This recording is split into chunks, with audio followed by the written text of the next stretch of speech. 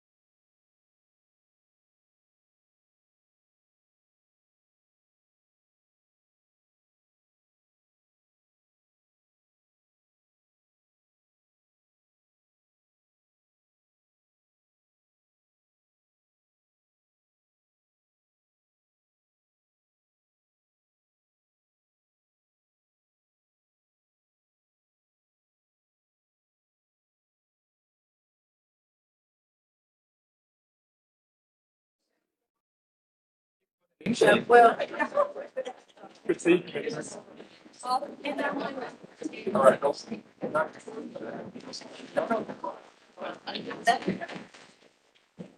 Good morning, everybody. Welcome to the October Public Safety Commission meeting. Roll call, Commissioner Blair. Here.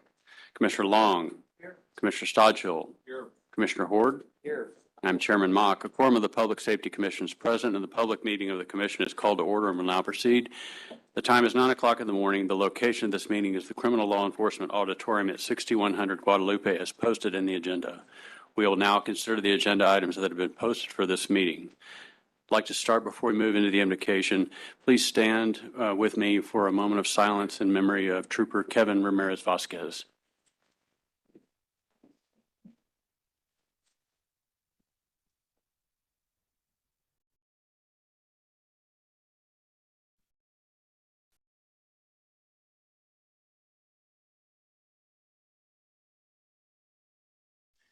Thank you. And now I'll call on Chaplain Furman Carpenter for the invocation. Please remain standing. Let's pray. Our holy, most wonderful Father, we thank you, Father, that we could be here today, and thank you for another time of the visiting and meeting with the Public Safety Commission. Thank you for these great commissioners, Father, for their wisdom, for their integrity. We thank you for the Department of Public Safety, Father, for the years of service, of leading and providing safety for our great state, for the courtesy that they provide. We thank you for our good director, Father, a great man of integrity and honor, Father. We ask you to continue to be with him and his family and things that he does. Thank you for his command staff and all the men and women of the Department of Public Safety. Help us, please, Father, to work together to be a safe state, to uphold the laws of Texas. Father, we ask you, please, to continue to be with the family of Trooper Kevin Vasquez. What a tragedy, Father, and we ask you, Father, to be with them and comfort them, Father. May we be there to encourage them and help them in any way that we can.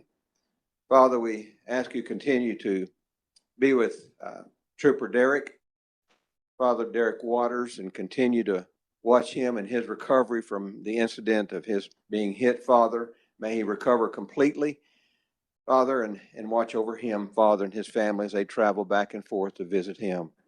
Father, thank you for this meeting. Father, may the things done be a benefit to the state. We thank you for those that are going to be recognized, Father, for their service to our great state. Thank you for what they've done and what they mean to Texas. And it's in Jesus' name that we pray. Amen. Amen. Thank you, Chaplain. We'll now have the pledges by Trooper Marco Rico.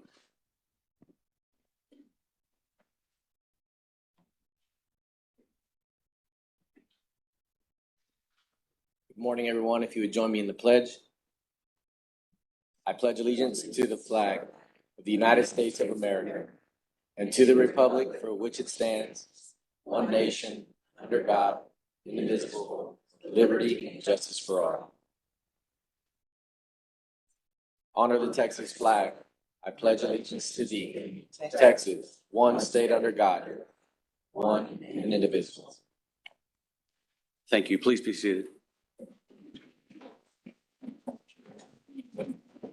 Our next item on the agenda is the approval of the minutes for the Public Safety Commission meeting that was held on August 22nd of 2024 and September 6th, 2024. We have a motion from Commissioner Blair and a second from Commissioner Long to approve the minutes of the commission meetings held on August 22nd and September 6th of 2024. Is there any further discussion? Hearing none, all in favor say aye. Aye. All opposed, same sign. Motion passes. We'll now move into presentations. I'll turn it over to Director McCraw.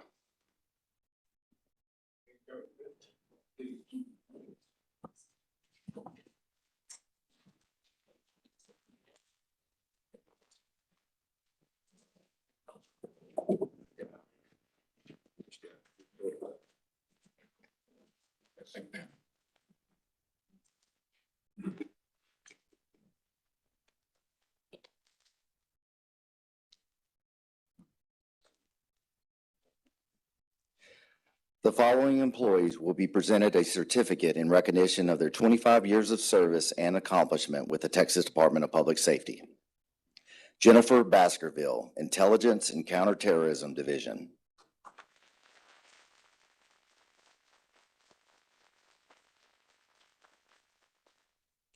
1, 2, 3.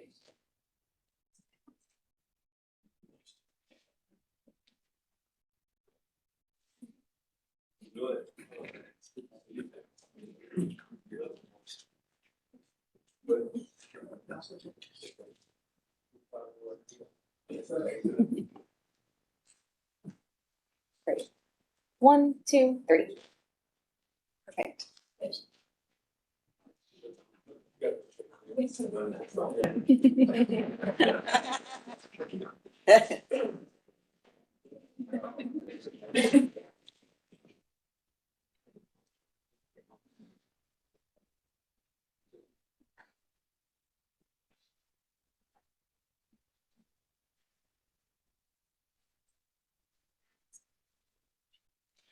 Philip Breeding, Texas Ranger Division.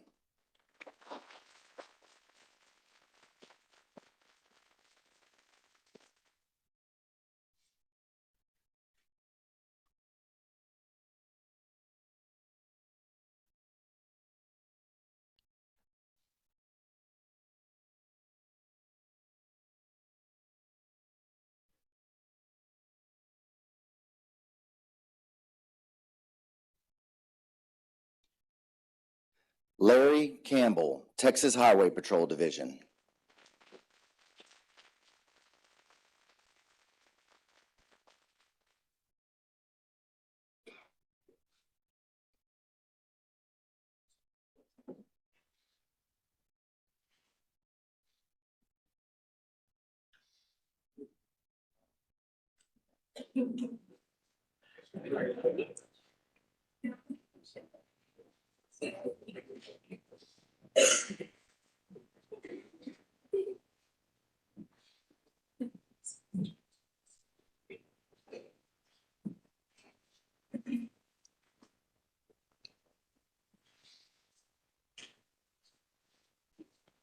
Michael Cantu, Texas Highway Patrol Division.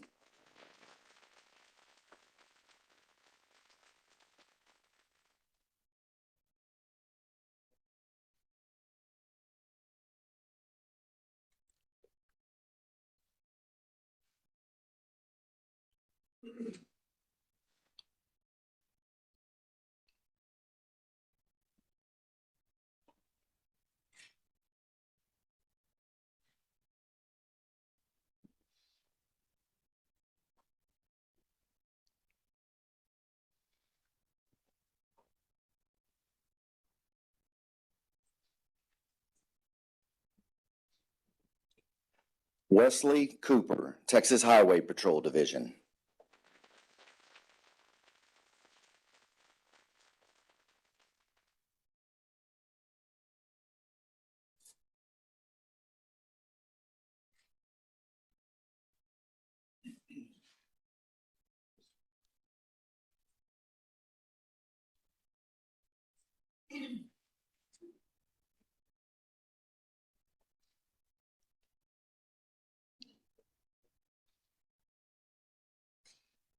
Jack Crawford, Homeland Security.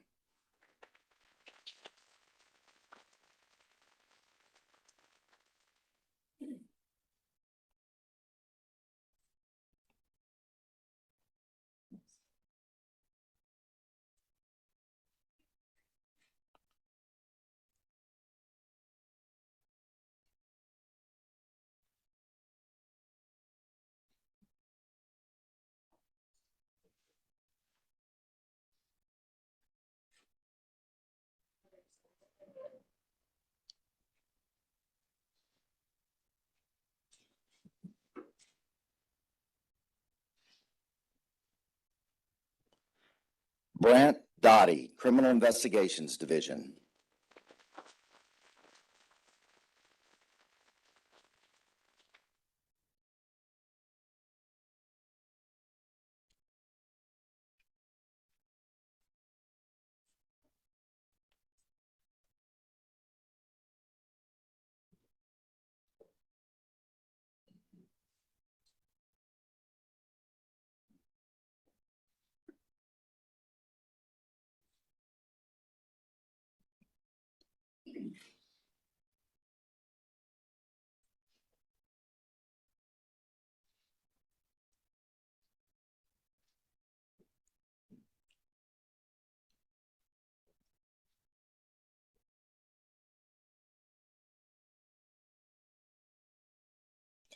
Cliff Fetterwish, Texas Highway Patrol Division.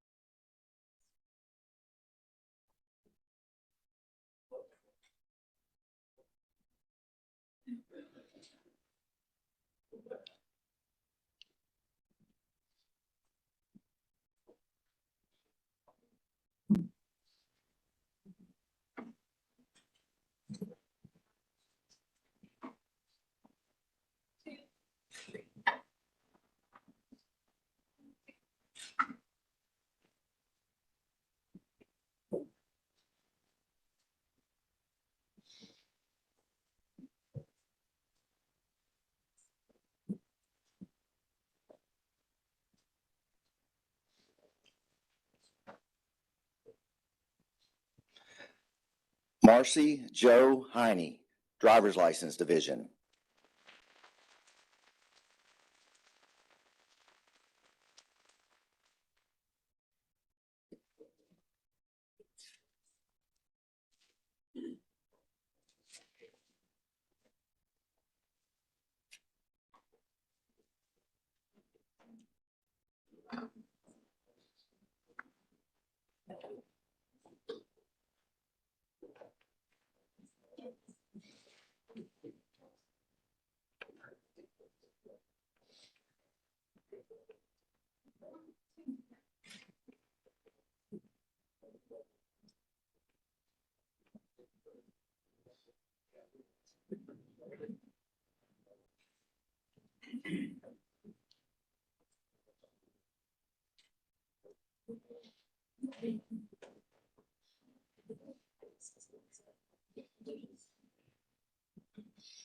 Scott Meeks, Criminal Investigations Division.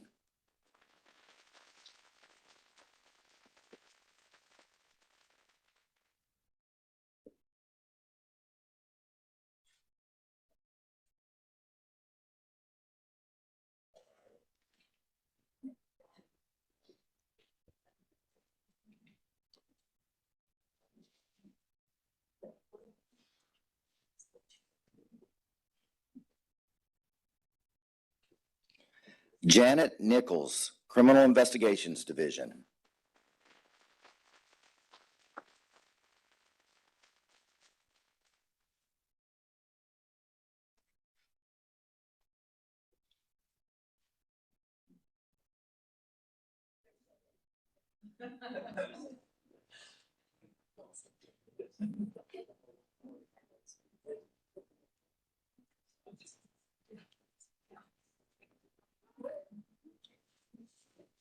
Randall Noe, Texas Highway Patrol Division.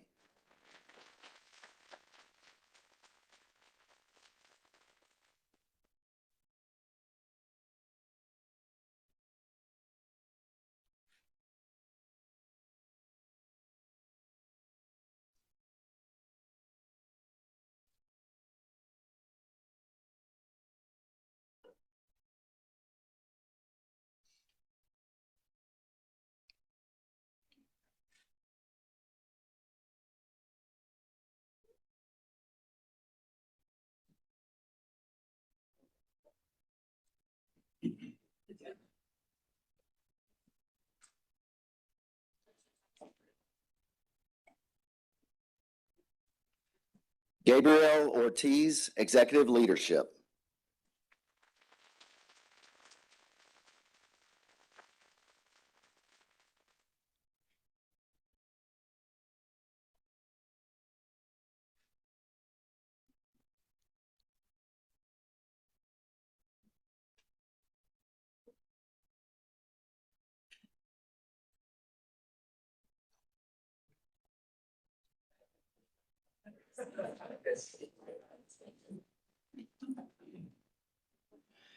Daniel Rios III, Crime Lab Division.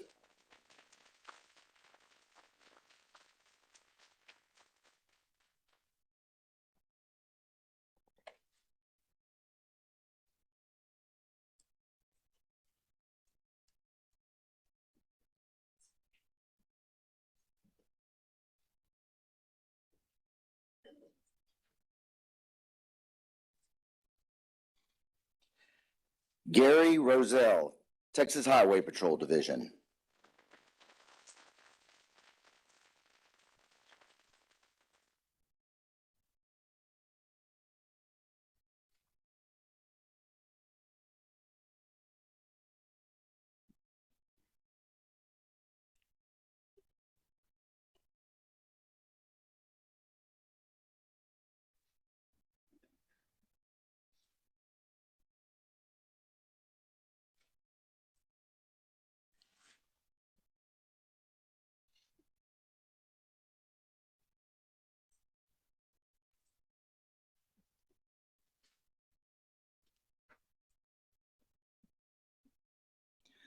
Rebecca Vasquez, Driver's License Division.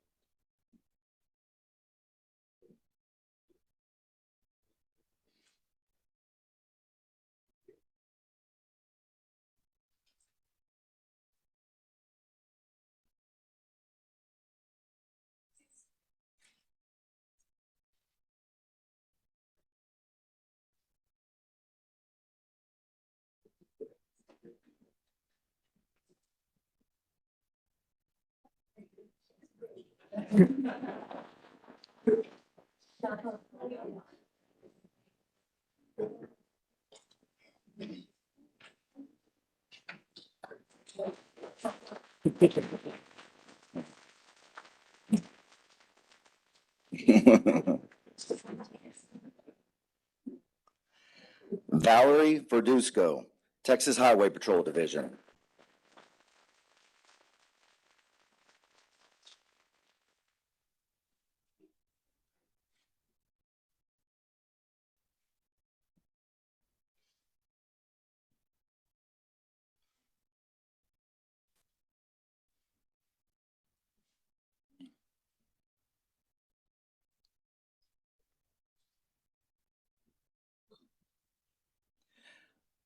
Deborah Vukolich, Regulatory Services Division.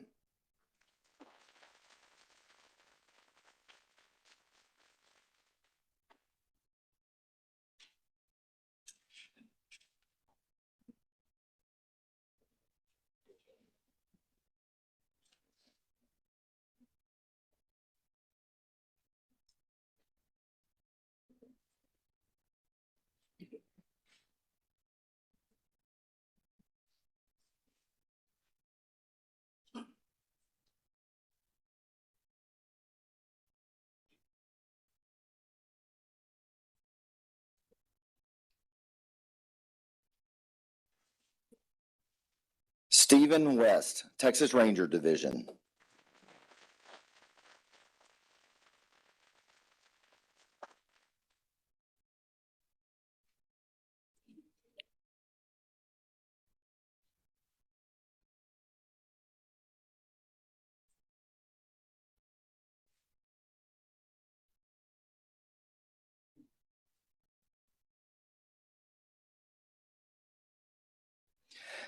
The following employee will be presented a certificate in recognition of her 30 years of service and accomplishment with the Texas Department of Public Safety.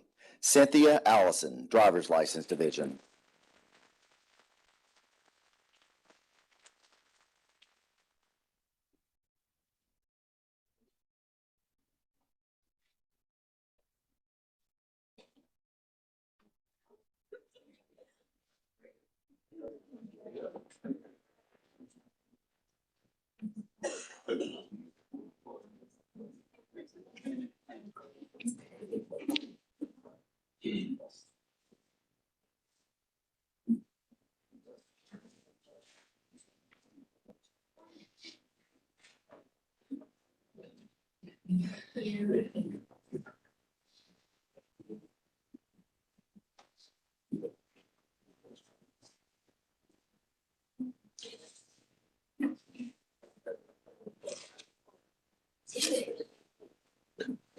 The following employee will be presented a certificate in recognition of their 35 years of service and accomplishment with the Texas Department of Public Safety. Terry Preston, Criminal Investigations Division.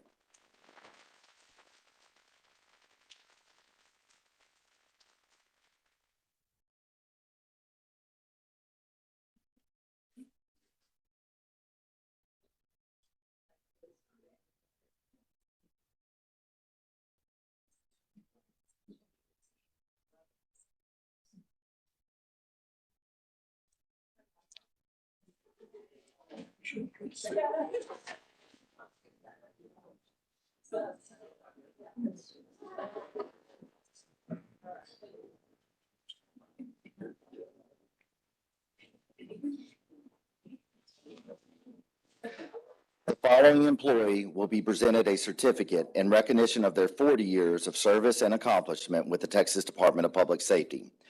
Harry Holscher, Texas Highway Patrol Division.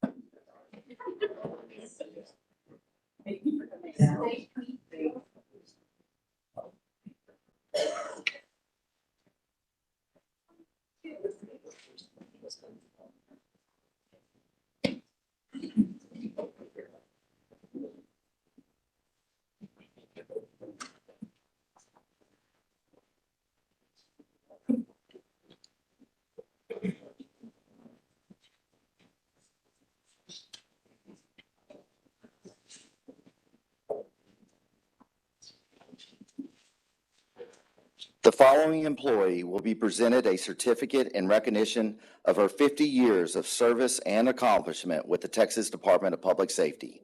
Cheryl Cox, Crime Records Division.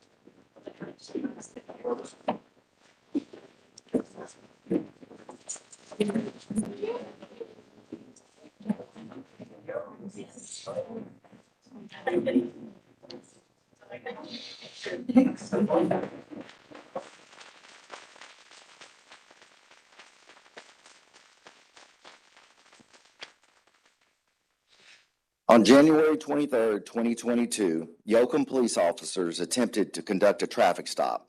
However, the suspect refused to stop and evaded police for nearly 10 miles until a tire deflation system was deployed. The suspect abandoned the vehicle and entered a rural property while pointing a firearm at law enforcement officers. The suspect entered the front door of a nearby home without the owner's consent and forced the elderly female homeowner upstairs, raising the windows and kicking out screens. The suspect destroyed items in the home, ingested narcotics, and fired a handgun inside the house. The suspect used the homeowner's cell phone to make calls, including communications with negotiators urging him to surrender. Staff Sergeant Mina Goodell Kareem with the Texas Rangers Special Operations Group responded to the scene and met with other members of SOG who were preparing to deploy towards the structure and establish a perimeter. Sergeant Goodell Kareem, who is a SWAT precision marksman, equipped himself with his rifle and established a position near the home where he could see the suspect through the open window. Goodell Kareem received information that the suspect initiated a countdown to either kill himself or force law enforcement to kill him.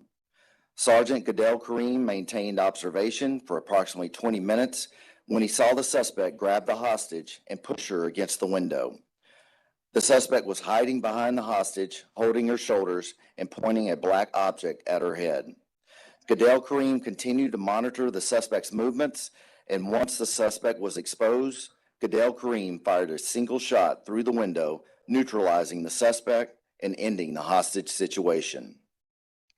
In recognition of his significant and professional response during a life-threatening hostage situation, Staff Sergeant Mina Goodell Kareem is hereby awarded the Director's Citation.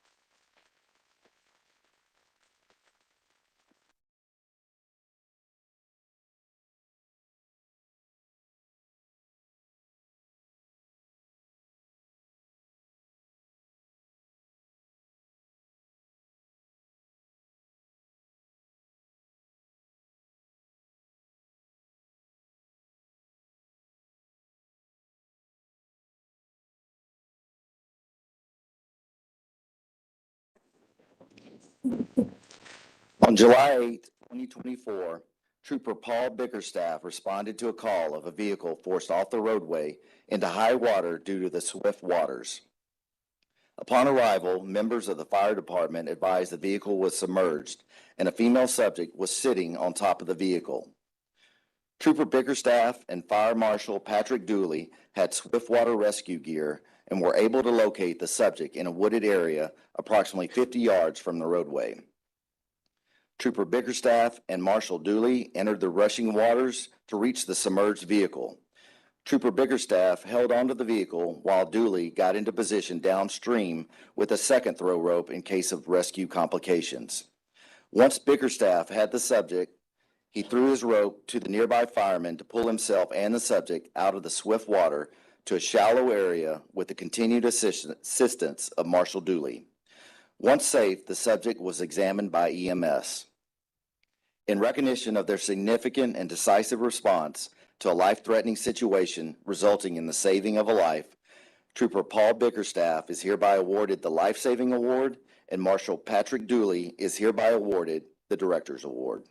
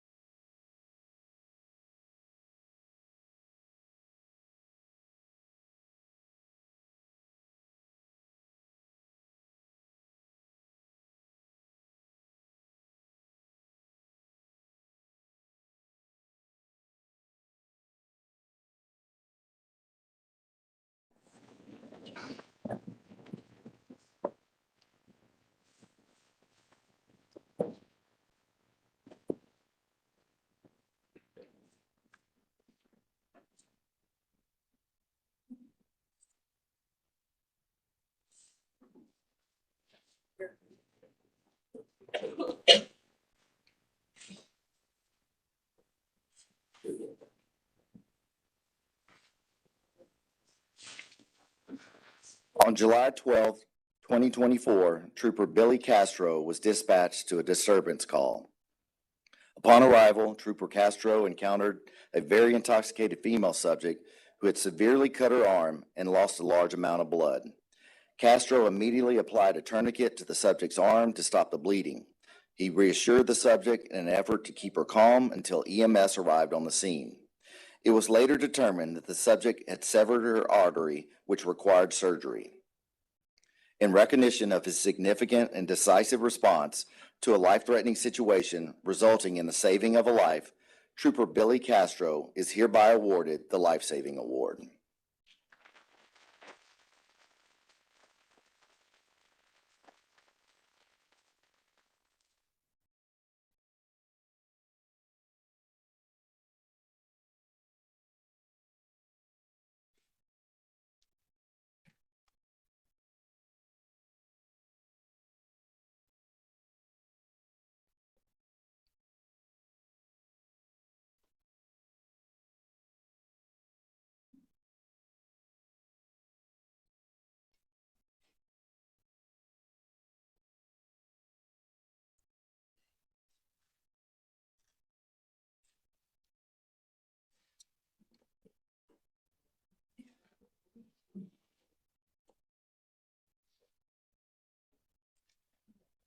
On March 6, 2024, Trooper Armando Hernandez responded to an active vehicle pursuit of a suspected human smuggler. Trooper Hernandez took second position in the pursuit and witnessed two male subjects ejected from the suspect vehicle after it rolled over and crashed from being spiked. The driver escaped on foot, but Trooper Hernandez was able to chase down and apprehend the suspect. Trooper Hernandez returned to check the condition of the other ejected subjects, one of which was bleeding from his leg as a result of a compound fracture. Hernandez immediately applied a tourniquet to control the bleeding and served as an interpreter so EMS could conduct a proper medical assessment, and the subject was transported to a local hospital for further medical treatment. In recognition of his significant and decisive response to a life-threatening situation resulting in the saving of a life, Trooper Armando Hernandez Jr. is hereby awarded the Life Saving Award.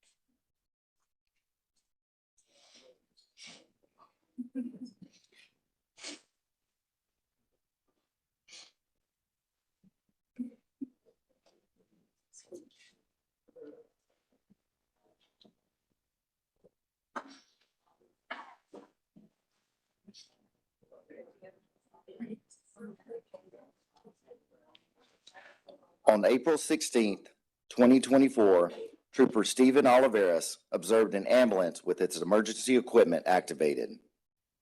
As the ambulance attempted to make a left turn, it collided with a truck tractor pulling a tanker.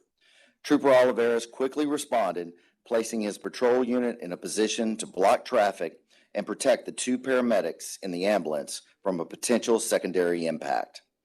Trooper Oliveras checked the condition of the driver and then moved his attention to the passenger, who was halfway out of her seat and in a life-threatening situation. The passenger had a deep laceration to her right arm and was bleeding profusely. Oliveras immediately removed the tourniquet from his duty belt and applied it to the arm, stopping further blood loss. Trooper Oliveras continued his medical assessment and remained at her side until medical air support arrived on the scene. In recognition of his significant and decisive response to a life-threatening situation resulting in the saving of a life, Trooper Stephen Oliveras is hereby awarded the Life Saving Award.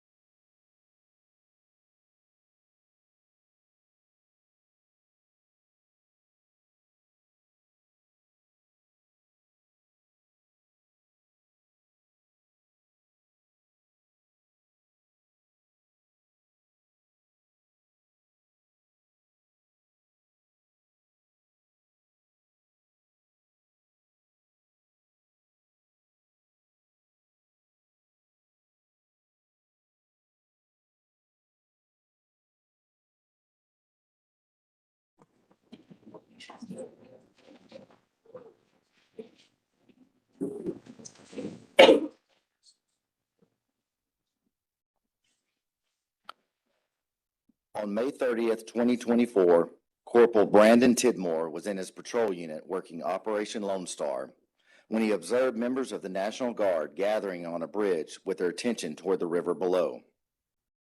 As Corporal Tidmore exited his vehicle, he heard a female subject screaming from the water. The subject was being swept downriver and unable to get traction to reach the steep concrete edges of the river. Tidmore quickly grabbed his Swiftwater throw bag and threw it over the fence for her to grab. The subject could not hold on, so Corporal Tidmore drove down the edge of the fence to get ahead of where the woman was located. After 3 failed attempts, Tidmore added heavy rocks into the bag in an effort to throw the bag further out so the woman could reach it. The final attempt was successful as the woman was able to hold onto the rope, allowing Corporal Tidmore and a National Guard soldier to pull her to safety. In recognition of his significant and decisive response to a life-threatening situation resulting in the saving of a life, Trooper Brandon Tidmore is hereby awarded the Life Saving Award.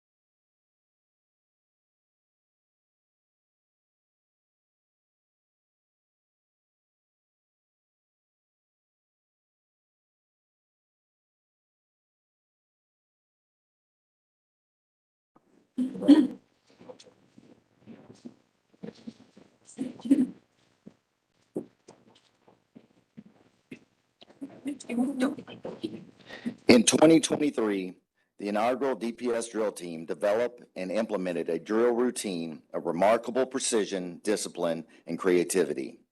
Their hard work and commitment to excellence earned them first place among all competing states.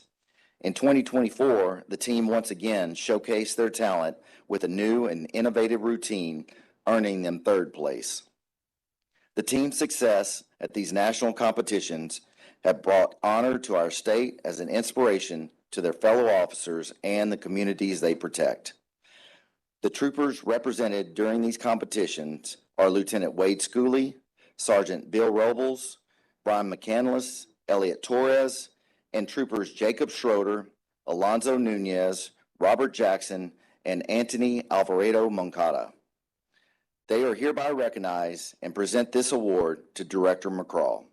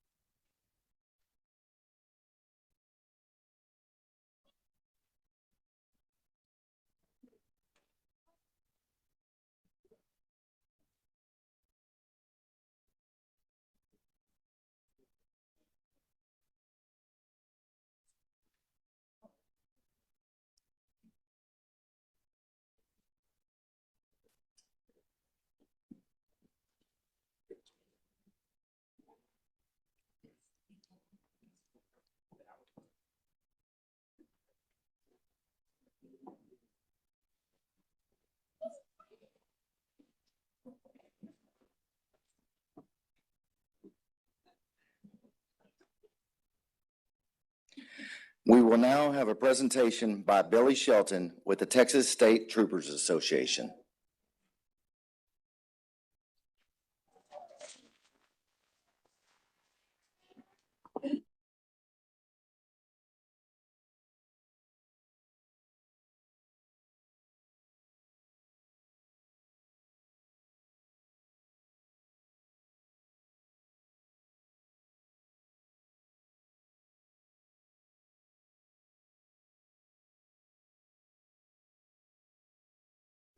You got it.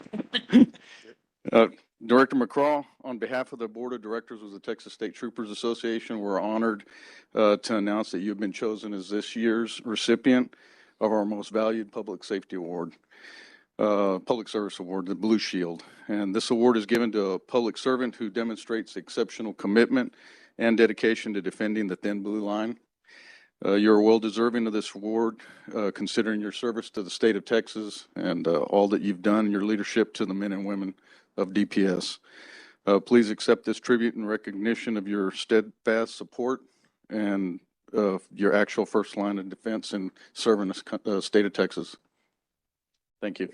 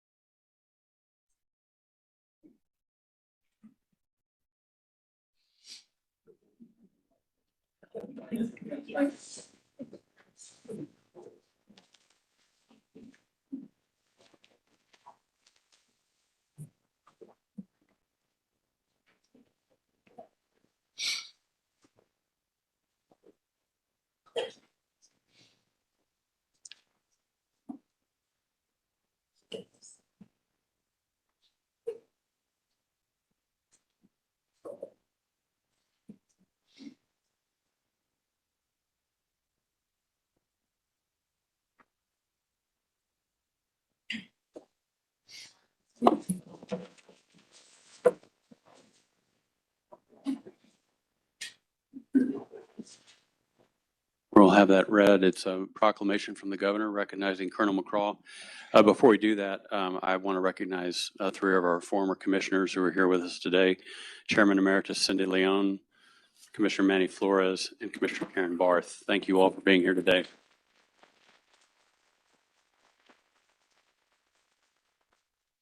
Would you please read the proclamation? To Colonel Stephen McCraw, Texas Department of Public Safety. At the very heart of the Texas spirit lies an abiding desire to serve our fellow man, and there are few finer examples of this than state employees. After 47 years of dedicated service to the people of Texas, your remarkable career draws to a close, and there can be no doubt that the state of Texas is better off for your efforts. Through the sheer scope of your career in vast, it pales in comparison to the impact you have made on an individual lives and the example you have set for your loved ones. From your time as a Highway Patrol trooper to your service as a narcotics investigator, a special agent with the Federal Bureau of Investigation, and head of the Foreign Terrorism Tracking Task Force, you have helped address many of the great challenges of our time.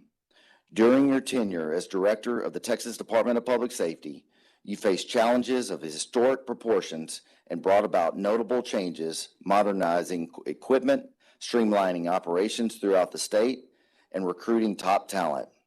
Public service is both noble calling and profound honor, for it is rooted in public trust. Having proven yourself worthy of the trust Texans bestowed upon you, you have built a legacy of servant leadership that will echo throughout the ages long. First Lady Cecilia Abbott joins me in extending the best wishes of fulfilling retirement. Signed, Greg Abbott, Governor of Texas.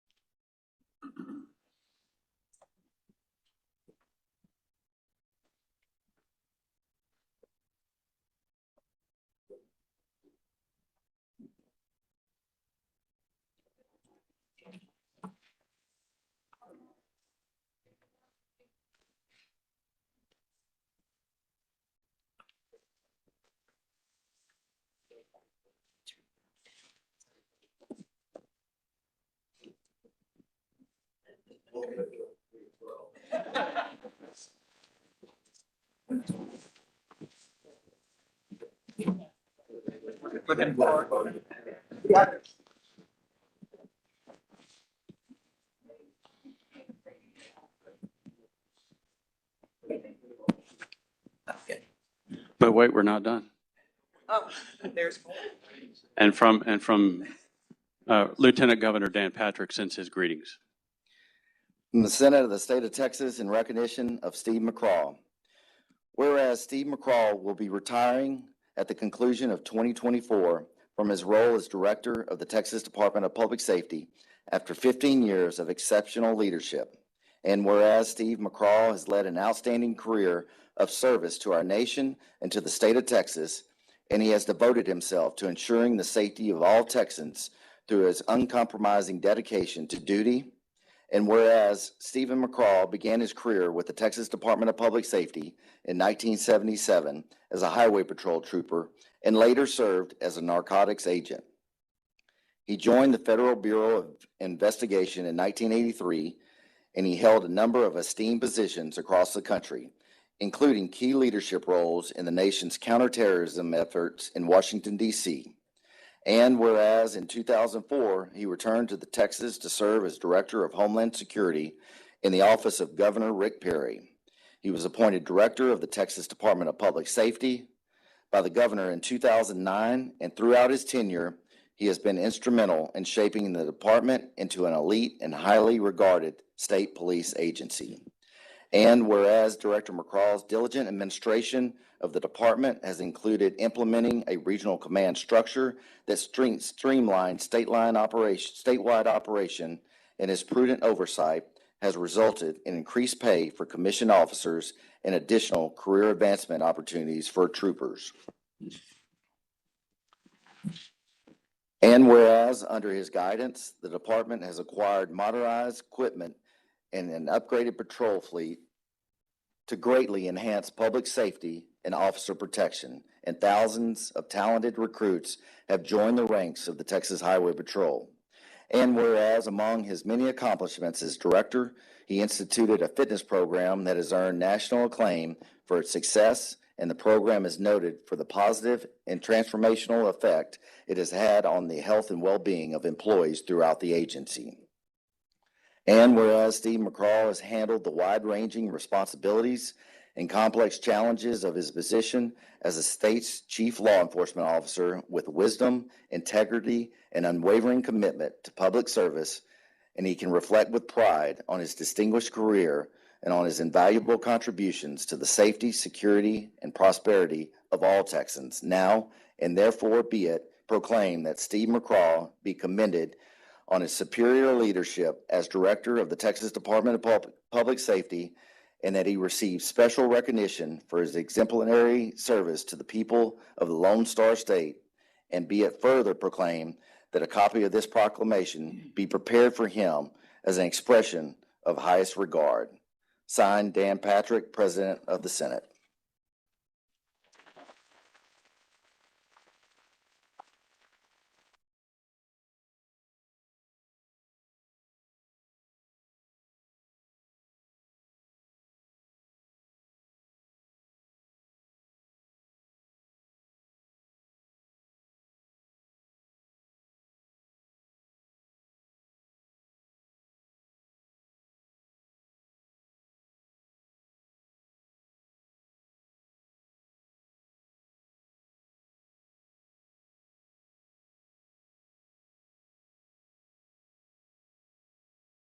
I was going to say it's a very distinguished career when you have that many whereas, but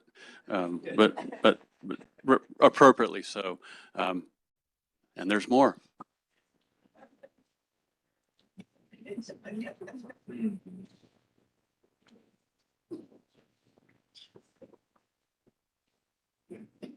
Come up.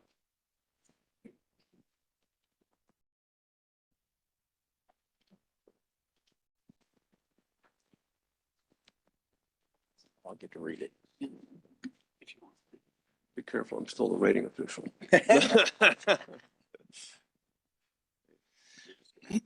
Sir. As an honorary Texas Ranger, know ye that Texas Rangers, reposing special trust and confidence in the patriotism, valor, fidelity, and ability of Director Steve McCraw, to appoint him an honorary Texas Ranger captain. Honorary Texas Ranger captains are to discharge their duties by honoring the memory and service of past Texas Rangers, supporting the preservation of the principles, history, heritage, and traditions of the Texas Rangers, and doing and performing all manner of things thereunto belonging. In testimony whereof, the Texas Ranger Chief hereunto signed his name and caused the seal of Texas Ranger Chief to be affixed to the city of Austin the first day of November in the year of our Lord 2024. Signed, Chief of the Rangers, Scotty Shiver.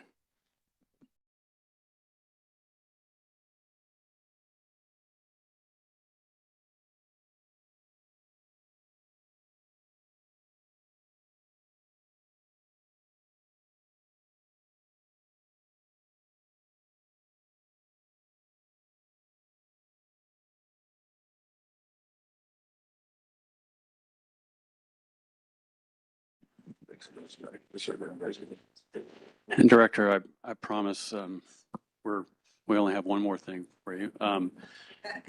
I would like to lay a resolution on the table from the commission. And I would say before it is read that the resolution has the enthusiastic support of Governor Greg Abbott. Resolution from the Public Safety Commission. Whereas Stephen C. McCraw has served with distinction as the Director of the Texas Department of Public Safety since 2009, demonstrating unwavering commitment to the safety and security of the citizens of Texas. And whereas Director McCraw's visionary leadership transformed the Department of Public Safety, implementing a regional command structure that unified operations throughout the state, enhancing the agency's effectiveness and responsiveness. And whereas Director McCraw's dedication to excellence led to increased pay, state-of-the-art equipment, and high fitness and professional standard for all commissioned officers. And whereas Director McCraw's extensive law enforcement experience from his early days as trooper to his distinguished career with the FBI provided critical advice based on experience at every level when addressing complex challenges facing the state of Texas. And whereas Director McCraw's leadership has made Texas safer every day, whether it be during an immediate crisis or his longstanding oversight of programs supporting local law enforcement.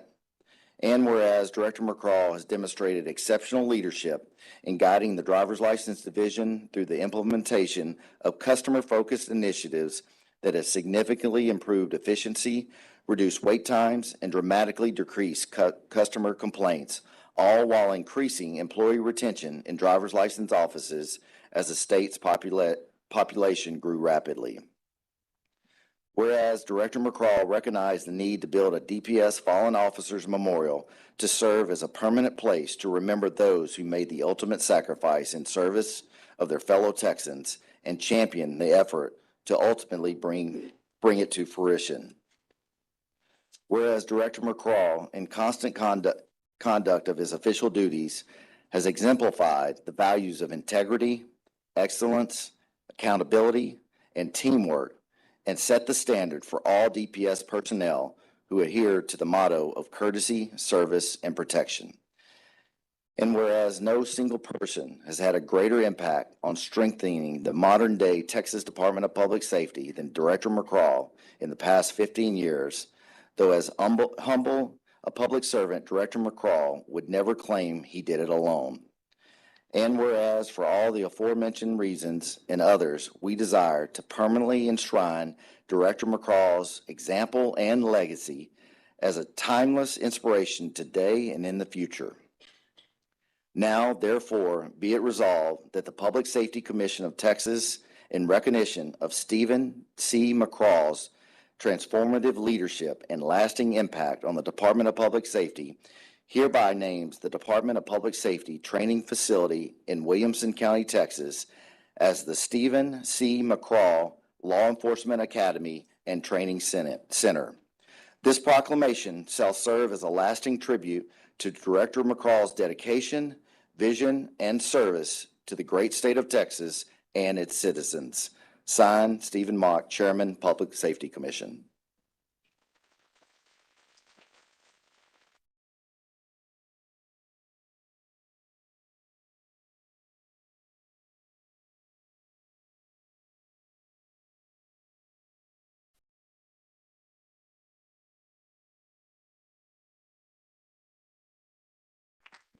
It's really tough to keep a secret around here, especially from you. I lay the motion on the table.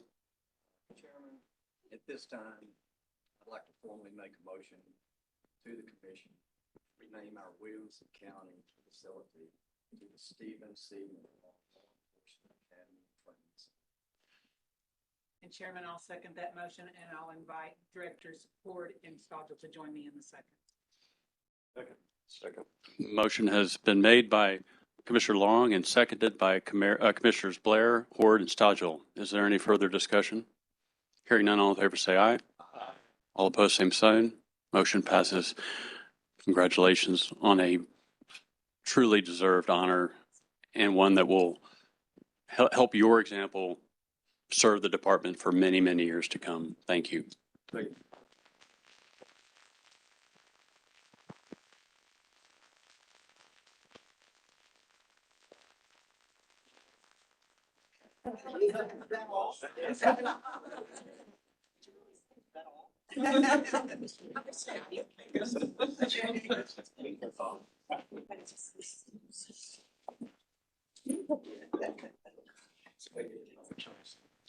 No. Hey, quickly, you are correct. It's really not about me. It's about the Department of Public Safety. As I said last night, as its director, it's the greatest honor of my life and was impossible to fail because of the men and women in the department. And you saw them today, life-saving awards. And so you saw what, one of our special operators had to do. So clearly, I don't deserve it, but I certainly appreciate it. And it's been an honor.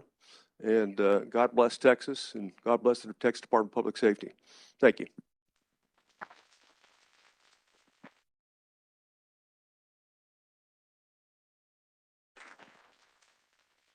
And on that very high note, we will go into a brief recess before commencing the rest of the meeting. So thank you all for being here today.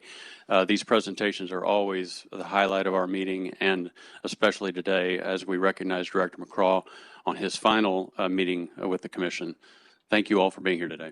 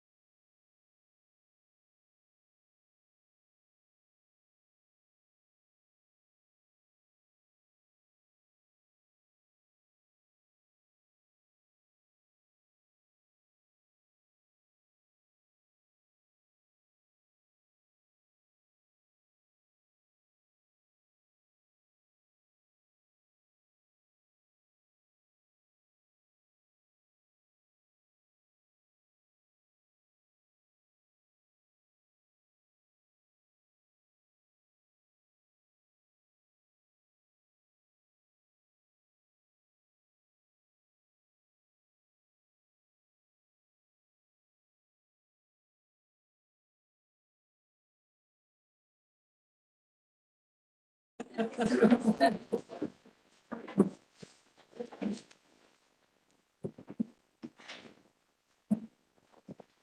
Safety Commission is back in session. The time is 10:09 in the morning.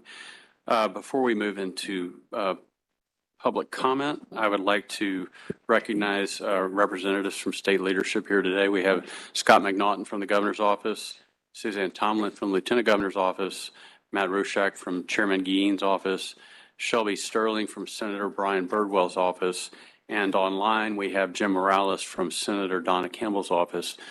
We thank them all for being here and for their interest in all that we do here at the Department of Public Safety.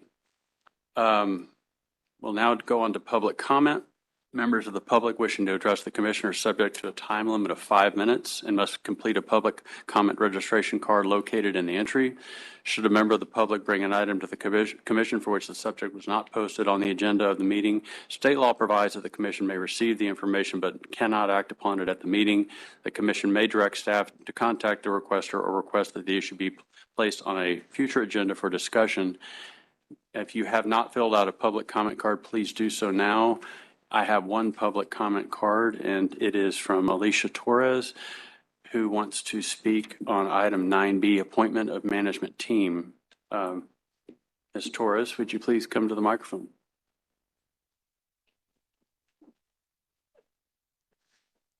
If the green light is it green or red? Okay, great. It's green. All right. Can you hear me? Yes, I can. Cool. Good morning. Good morning. Hello. My name is Alicia Torres, and I maybe just wanted to name that. I want to start off with just naming a little bit of everything that we heard, even just with the ceremonies, the earlier ceremony with the presentation. I think that what a lot of the public that is tuning in via YouTube and a lot of people that are trying to figure out really how the Department of Public Safety works is that over the last 3 or 4 years, we've learned not just about the very large sphere of power and influence that the Department of Public Safety chief has, right? A Department of Public Safety chief not only influences and creates and sets tone for the culture of how the department conducts itself, of how policing then is practiced out and into the community, right? But we also heard through the myriad of proclamations, the direct access that a DPS chief has to the governor's office, to the attorney general's office. We've also seen how much influence and power and greater access a Department of Public Safety chief has within the legislature. In the last 3-4 years, which is the number of years that Operation Lone Star has been in practice, we've seen also how the Department of Public Safety has become the law enforcement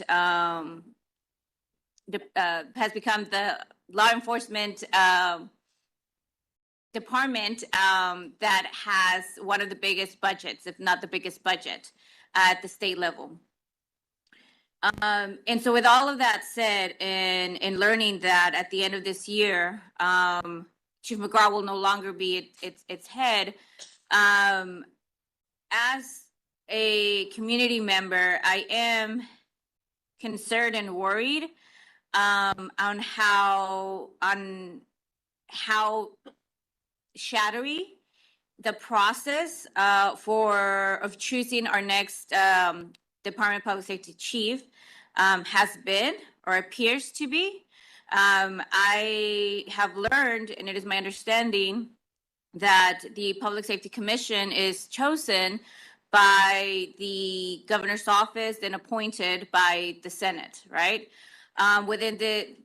Then there is a 2-person committee that is chosen to elect the next DPS chief. And as I was looking online and doing my due diligence to try and figure out, well, who will be the next face? Who will be the next person? What kind of character, what kind of values will the next chief bring? I was hoping to find at minimum a public facing list of candidates, right? I know that the applications that as a commission or a choosing committee, right, y'all stopped accepting applications on October 4th.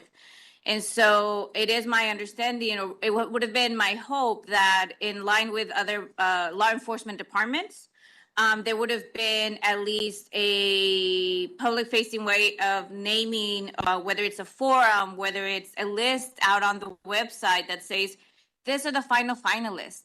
These are the people that have been chosen and are moving forward to continue holding the Department of Public Safety. And I did not find such a thing.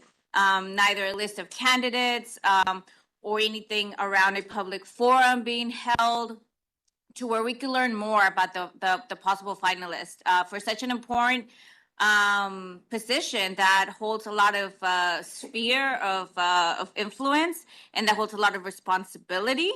And so my question here is, as a commission, how will y'all ensure that the process for the next for the next chief of the Department of Public Safety is one that is one, public, second, accessible to the stakeholders most important, and that's us, the community, us who are going to be patrolled, us who are going to be at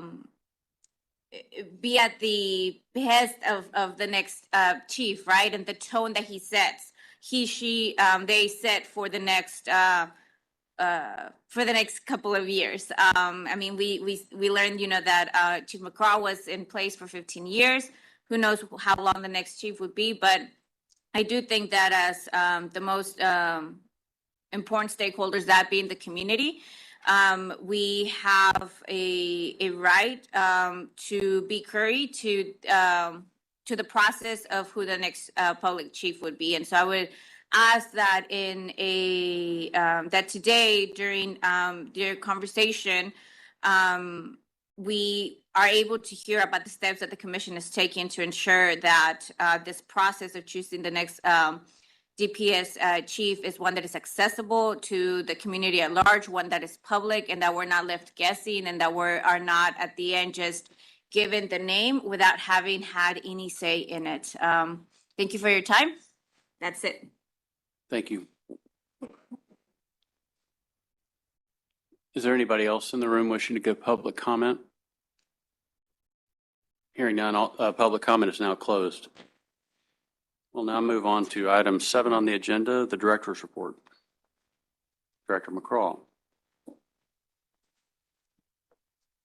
Mr. Chairman, Commissioners, the first thing I'd like to cover today, in light of the untimely and tragic death of Trooper Ramirez Vasquez, is just to talk a little bit about the crashes throughout the state and the deaths throughout the state that happen on our highways. Obviously, it's a very important mission. The Department of Public Safety, we strive, to at every given turn to address, the fatality crashes across the state. There's not a state trooper that doesn't remember their first fatality, and also the first time they notified the family of a death. And we have over 4,000. We average over 4,000 fatal crashes a year in Texas. There's a tremendous amount of death and carnage on our highways, and we recognize that. Even with technology and some of the advancements we've seen, for example, since 2019, an 18% increase in fatalities across the state of Texas. We're mindful of those things. There's another disturbing trend. When you start looking at the data to try to find out why, how could this possibly be happening when certainly the state continues to grow. We got more vehicle miles driven along the highways. People are driving faster, authorized increased speeds. There's a lot of factors going on, but at the same time, we also saw a trend, and going back to when we lost Senior Trooper Nipper back in November of 2017, is that people not paying attention to what they're doing on the highway. And the tragic loss of Kevin was simply that. Someone's not paying attention, not looking at the roadway. They're looking at their phone instead of looking at the road. And it doesn't take long Okay, in fact, at 52 miles an hour, that's a football field in 4 seconds. And no one would knowingly close their eyes while they're driving down the highway at 70 miles an hour, but that's exactly what they're doing. And as a result, it may not be reflected in the numbers simply because the data elements are usually reflected in failed to control speed as a violation, or failed to drive in a single lane, or failed, excessive speed. Well, it may not be that they're speeding, it's that they're not looking at the roadway while they're speeding. And even, over 30% of the deaths that we see on our highways are attributed to DWIs, drugged or drunk, drivers driving down the road. Most recently, we're seeing, and certainly in Trooper Waters' case, and Derek Waters, which we talked a little bit about earlier today, the pastor addressed it, and thank God he's alive. But at the same time, it's, we had a situation where the driver was drunk, okay? He had plenty of roadways, but he admitted to being on his phone, looking at his phone. So when he hit Trooper Waters, we had to spend some time with him when we were down there with the family of Kevin Ramirez Vasquez, and at his funeral, and talked to him. He was willing to allow us to show the video just to illustrate. And the numbers matter, but it's nothing like seeing the video in terms of what our troopers face. They got 1.7 million stops to make each year. Okay, and it's always, every time, you got to worry about what's in the car, you got to worry about what's behind you as well. And this disturbing trend we've seen, in fact, Chief put some numbers together, 145 crashes since January 2016. When I say crashes, okay, when DPS vehicles with their alert, their emergency lights activated on the side of the road when someone slams into the back rear of them, period. And one of those was Trooper Nipper, and we're mindful of, and of course, most recently in terms of Trooper Vasquez, when a vehicle slammed into an SUV, a deputy's SUV that was protecting the crash scene that Kevin was investigating at that point in time. So 154 times, 30 injuries, and we lost 2 troopers as a result of that. And clearly, people are not paying attention. Ideally, and certainly we're preparing, and the chief has got and Colonel Standard can even talk about it more in terms of an initiative, statewide initiative. We're working with the governor's office right now on what we can do. Ideally, we get compliance, voluntary compliance, and we're not having to issue citations on individuals, but we're willing to use covert vehicles, whatever it takes to have an impact. And so that'll be forthcoming.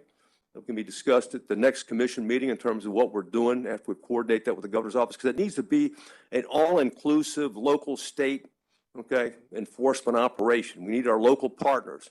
We also need some influences that come from the type of public advertising and attention that you get when you have someone like the governor that's behind an initiative like that. So we'll have some details forthcoming, but something needs to be done. Too many people and too many lives are lost on the freeway.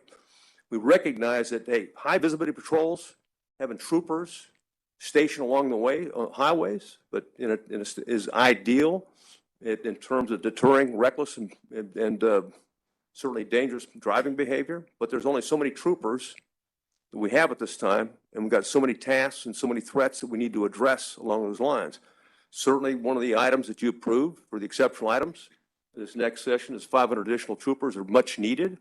In fact, another 1,000 troopers are needed, based upon the population of the state, the vehicle miles driven every year, and the threats that we continue to see and large amount of deaths that we see on our highways. There needs to be troopers around the clock, stationed, along that freeway, so it has a deterrent effect, and certainly puts them in a position to also detect and interdict crime along the highways. If at this time, I'd like to, quickly, if you don't mind, Sophie, just show this video. It happens very quickly, and I'll warn you right now, it's the first time you see it, it'll take your breath away, and I'll warn the audience, and this is Trooper Derek Waters, one of our heroes.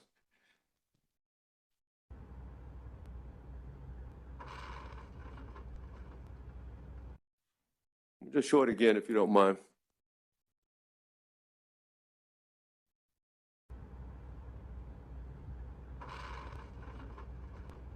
Trooper Waters, credits the physical fitness program for, saving his life. There's no doubt that's probably helped his recovery, but bottom line is, the Lord is the one that saved his life in that situation. You cannot be prepared to take on any type of vehicle like that. And, fortunately, thank God he's alive. And of course, we saw results in terms of Trooper Vasquez's situation. So with that, that's my presentation on that particular issue. Operation Lone Star, I would like to defer instead of talking about the numbers we normally do in brief in terms of what's going on.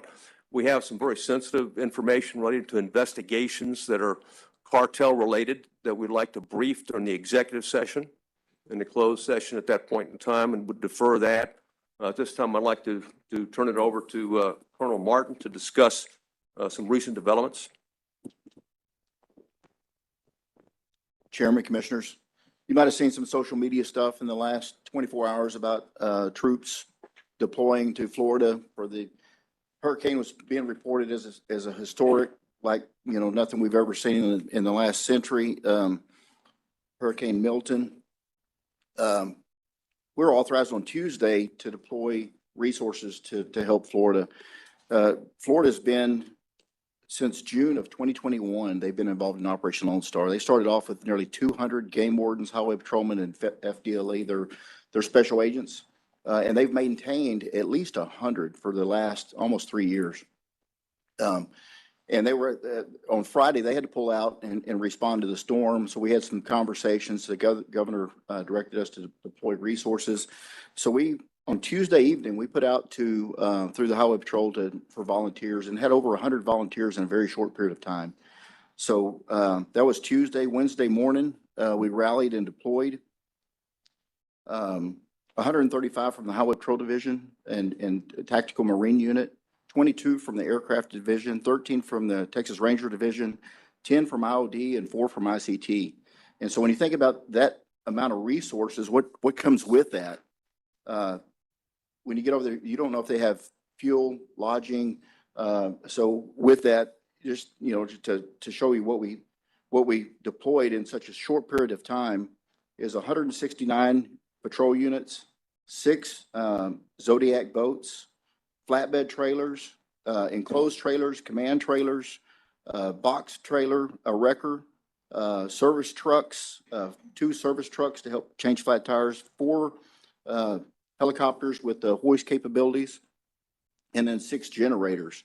That's a huge package. We always look at the commission personnel, but the support services that comes with that, it's just, you can't, you hear the director talk about our employees. We've had the best employees ever. But to be able to do that in 24 hours and deploy that amount of resources, they arrived in Alabama last night where they staged. This morning, the 4 helicopters took off. They're doing search and rescue operations and damage assessments. And the troopers will be deployed this morning also and set up security in some of these impacted areas. It sounds like the storm was, they prepared for the worst. It downgraded to a category 3 before it hit. I think there's going to be significant damage from tornadoes, but I don't think there's going to be the loss of life like they had anticipated. They had a really high evacuation rate, like 97% of most of these impacted areas. So I believe there's going to be significant damage, but not the loss of life that could have been. But that's just to highlight the capabilities of the department and what we can do in a 24-hour turnaround on deployments. And this is at the same time assessing border operations, our gang initiatives, highway safety. Without impacting that, we're able to do this in 24 hours. So it's just a credit to the personnel that we have and the leadership to get this done in such a short period of time. Thank you. Any questions?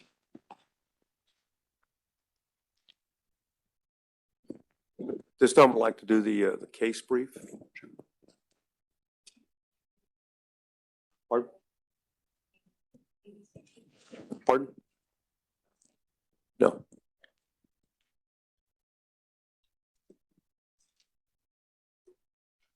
Please, yeah, please wait.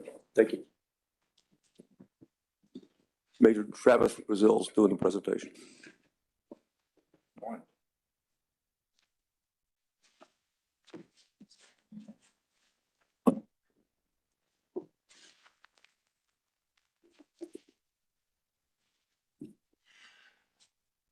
I'm Major Travis Brazel with the Texas Rangers Special Operations Group.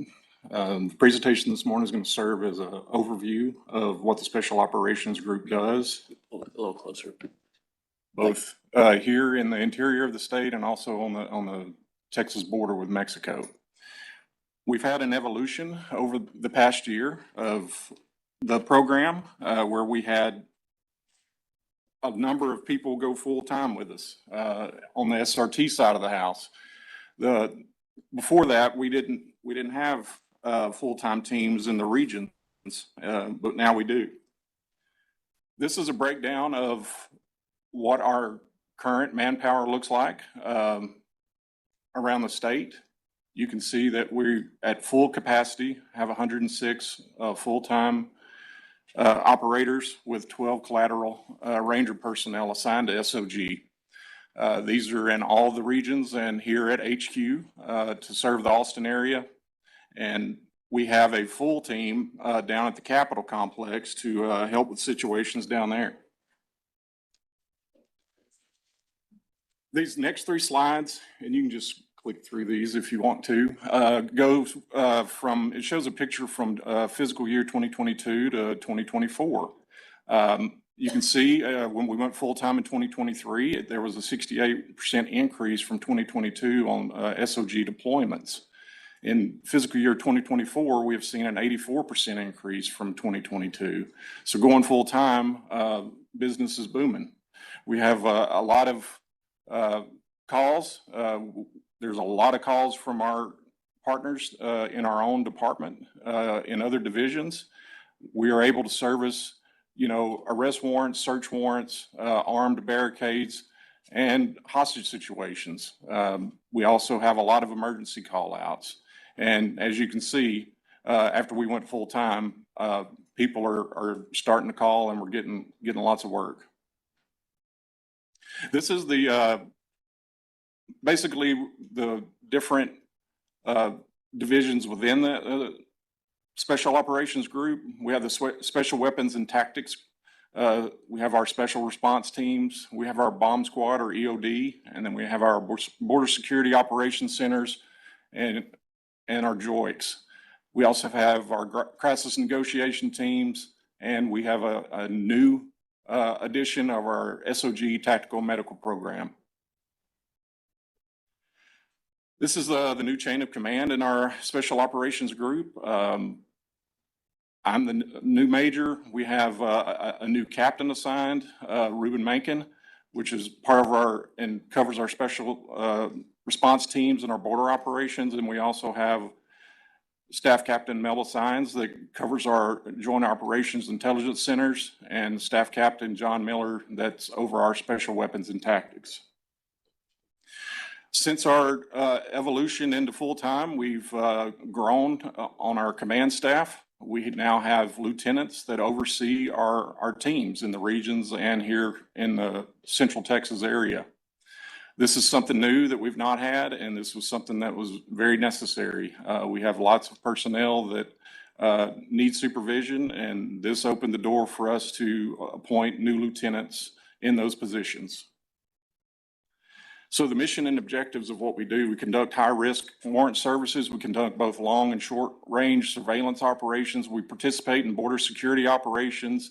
We provide an immediate response for active shooter incidents, barricaded persons, hostage rescue situations, and other emergency situations. And we assist the Executive Protection Bureau with dignitary protection. And we also, the big part of what we do is assist our federal, state, and our local partners when they need additional assets that they do not have. We provide those. So how do you get into SOG? You have to be 4 years as a commissioned DPS officer. You must secure approval through your chain of command to go through our selection process and submit to performance evaluations, and then go through some firearms training and also some physical fitness training. The statewide selection, our candidates apply statewide to attend the selection. The process is very physically demanding. Stress inoculation is important to see how the candidate reacts to stressful situations, because they will be in those from day to day.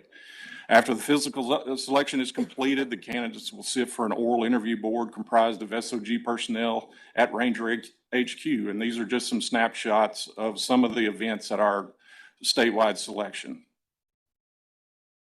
We have specialized equipment that we need day to day for our duties. You see what a normal upfit of what we wear from day to day. You see some of the armored vehicles that we need to ensure officer safety when we're dealing with these high-risk situations. And these are just some examples of some of the armored vehicles that we have. This is a new piece of armor that is going to be delivered December the 16th. We're very excited about this one. This is some new technology. As I say, there's always a constant evolution in law enforcement. And this is something that a lot of agencies have purchased, and this is something that was much needed for us. We deployed to a situation where there had been a 12-hour standoff. We used one of these armored vehicles, this Rook, from a agency that provided us the equipment, and we had it resolved in 3 hours because of this piece of equipment. It's going to be very, very good for our moving forward with officer safety. We work with DPS aircraft quite often. We work in locations where you can't get regular vehicles. Regular vehicles can't make it. We work in the Big Bend area quite a bit, and with the use of aircraft, we're able to get there. If there's no road, there's no problem. We can get there. And these are dope loads that we've been able to seize in those areas because of aircraft and our versatility of vehicles to get us into those locations. We also have unmanned aircraft systems. Go ahead. As technology, evolves, we have to evolve. With this particular technology, this is a $1.4 million currency seizure that we were able to effect down on the border. And a lot of it was because of what our drone program was able to show us in the patterns of life in that area. We were able to seize that amount of currency. We have I-Corps mini caliber robots. These robots are essential in officer safety. We try to use all this technology before we send a human being into one of these structures to try to prevent anybody from being hurt. As you can see here in this photograph, the robot was able to seize a firearm with the claw, and the firearm is still in that claw, as you can see in that picture. We have a lot of training that we go through. This is something that we do when we're not doing operations. We do all kinds of training, very diverse training. There's a video here that shows some training that we did with our patrol canine. They fast rope out of a helicopter with our patrol canine, and this is just an example of some of the training that we do with our AOD partners.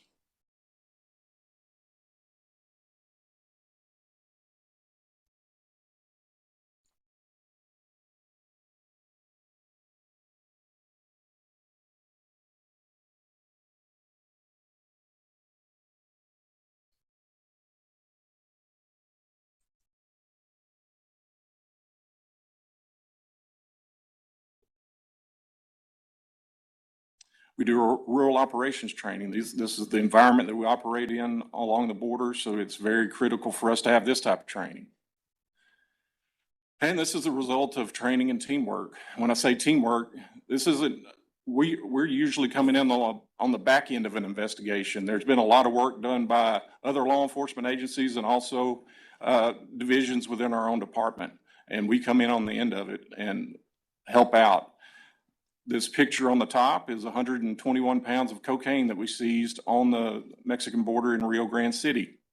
The picture on the left is 5,600 fentanyl pills, 4.71 pounds of marijuana, packaged for distribution, and $42,500 in cash and 4 firearms seized in the Baytown area. The one on the right is 34 stolen firearms recovered from a burglary ring outside of Pleasanton, Texas. So it's all about cooperation. It's all about teamwork.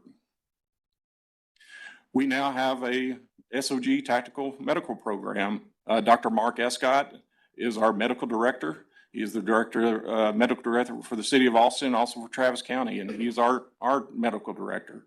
This is something that has really brought our medical program into the future. This is some of the equipment that we use with our medics. This is one of our SOG medics with an EKG hooked up to undocumented immigrant down in the Sanderson area. He's checking his vitals. He was a heat casualty, and we have this type of advanced life care that we carry with us at all times. This is a life-saving incident here that happened along the train tracks in Eagle Pass. This man had his leg severed as he was trying to board a train illegally. Our people were there. We were able to get quick medical aid to him and saved his life. We have our crisis negotiation units. They help a tremendous amount. We have successful negotiations. We have people surrender because of the work that they do. They're a vital part of the day-to-day operation in SOG. So the border tactical operations, this is something that we've been involved in for many years, and this is something that SOG does probably about half the time. So our strategic guidance is the Texas Department of Public Safety will coordinate with its local state partners to provide direct support to the U.S. Border Patrol to deter, detect, and interdict smuggling events between the ports of entry and at the border. This is a map or a schematic that shows you who we're up against. These are the cartel territories along the southern border of the state. How the mission of Operation Lone Star is carried out, as I've said before, is cooperation between law enforcement here in the United States and in our foreign countries abroad. We have a good relationship with the Foreign Operations Branch for the U.S. Border Patrol, and they help us do things to stop crime south of the border as well that we observe from the American side. And how do we do this? We do it with land operations, air operations, and water operations. And this is a video that kind of sums up what we do on the border.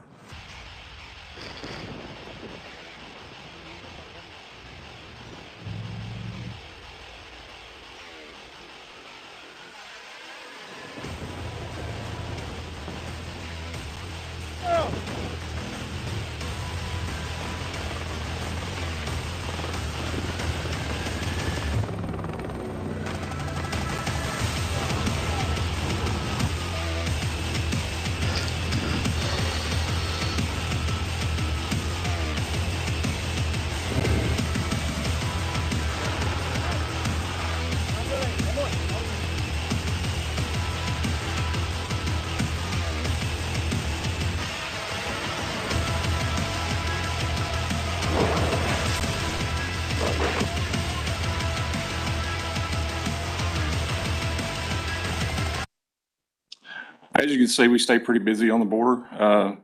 A typical day, we hit stash houses, we're working train operations, and we're seizing drug loads. These are just some of the events that we've been involved in. We also reclaim islands on occasion. There was 160 acres of land that was deemed Texas property in the Fronton area of the state. We went down and claimed that island back and turned it into what you see there. No vegetation. This was an island that the cartel used for a staging location to bring a lot of criminal things into our country. We took that land back, and it's essentially stopped all of that was going on down there. We get specialized requests for services. We get involved in, school shooting events. We do a lot of dignitary protection. We just did visits from former President Trump. We've also just lots of political activity going on in the state right now, and we're a part of a lot of it. We provide quick reaction forces for those situations and help our EPB brothers out on about once a week here lately. Deployments to natural disasters. As Colonel Martin explained earlier, we just deployed 13 of our people in SOG over to the Hurricane Milton response. They left yesterday and are on the ground, or will be on the ground shortly there, doing everything that they can to help them. Florida has been a huge part of what we do on Operation Lone Star, and that is something that is good for us to go and give something back for the people that have come to help us. We do large-scale events. This is the Lone Star Biker Rally in Galveston. Over 300,000 people show up to this annually, and it gets a little rowdy. We do community liaison events. We try to meet with the public. We try to show, you know, the human side of what we do as well. We try to make the events that we're invited to so that we can interact with the public and there not be this air of, you know, people being scared of what we're doing, and we let them see firsthand the things and equipment we use and how we do our job day to day. Is there any questions? Commissioners, any questions? No. Great presentation. Thank you. Thank you, sir.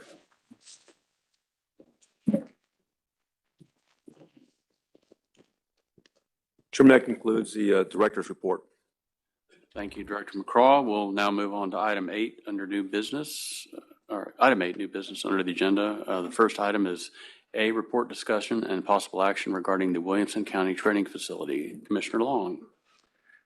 Yes, sir, Chairman, and thank you for the time to give a brief update on what's going on out in Florence. I'm not sure what to call it now. Do we call it the McCraw? Can I call it the McCraw facility going on out there? But first of all, we're very thankful to the 88th legislature for appropriating us $381 million to plan and prepare and manage this facility that we have out in Williamson County. You know, it all starts out there with the recruits, right? And we're in phase 1 right now, and we're in the process of adding some classrooms and some dorms and administrative facilities, which we'll get into a little bit more in a few minutes.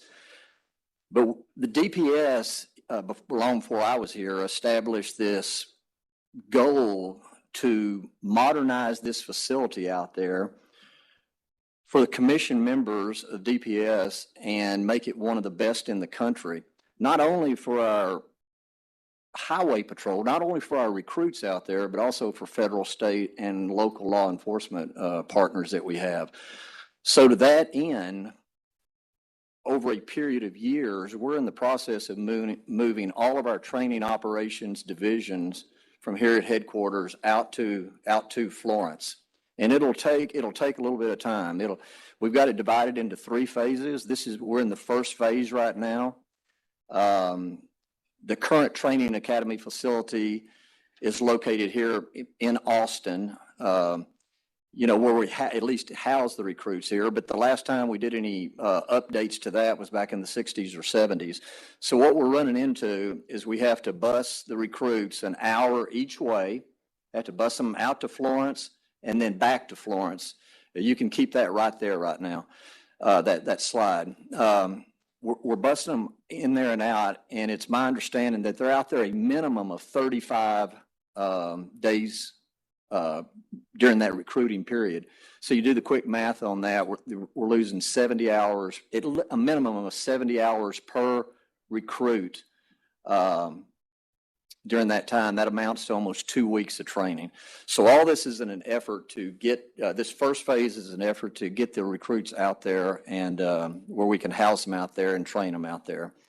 So our original appropriation, because of the topography out there, we were going to have to baffle the existing gun ranges. This is what you're seeing. I wanted to show this because it kind of, it'll dovetail into what we did since then, but we were going to have to baffle the existing gun ranges. I haven't talked to a person yet, a law enforcement officer yet, that liked that idea. It was not it was never a desired outcome. And through a situation opportunity that came up, and this is where we can go to the next slide here. So we were able to purchase 135 acres of land contiguous with the existing land that we have out there. Sophie, back up too real quick, I think it's back. Yeah, right there. This is what it was going to have to be. The gun ranges are in the, and what you're seeing in the red is kind of the fire zone. And so all that was going to have to be baffled. And so let's move forward 2 slides. And we were able to purchase 135 acres, and that's where the entire new first phase is going to be constructed out there. So let's go to the next slide there.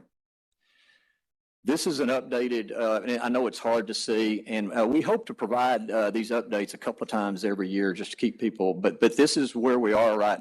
This is the plan right now. What you're looking at is the new 135 acres.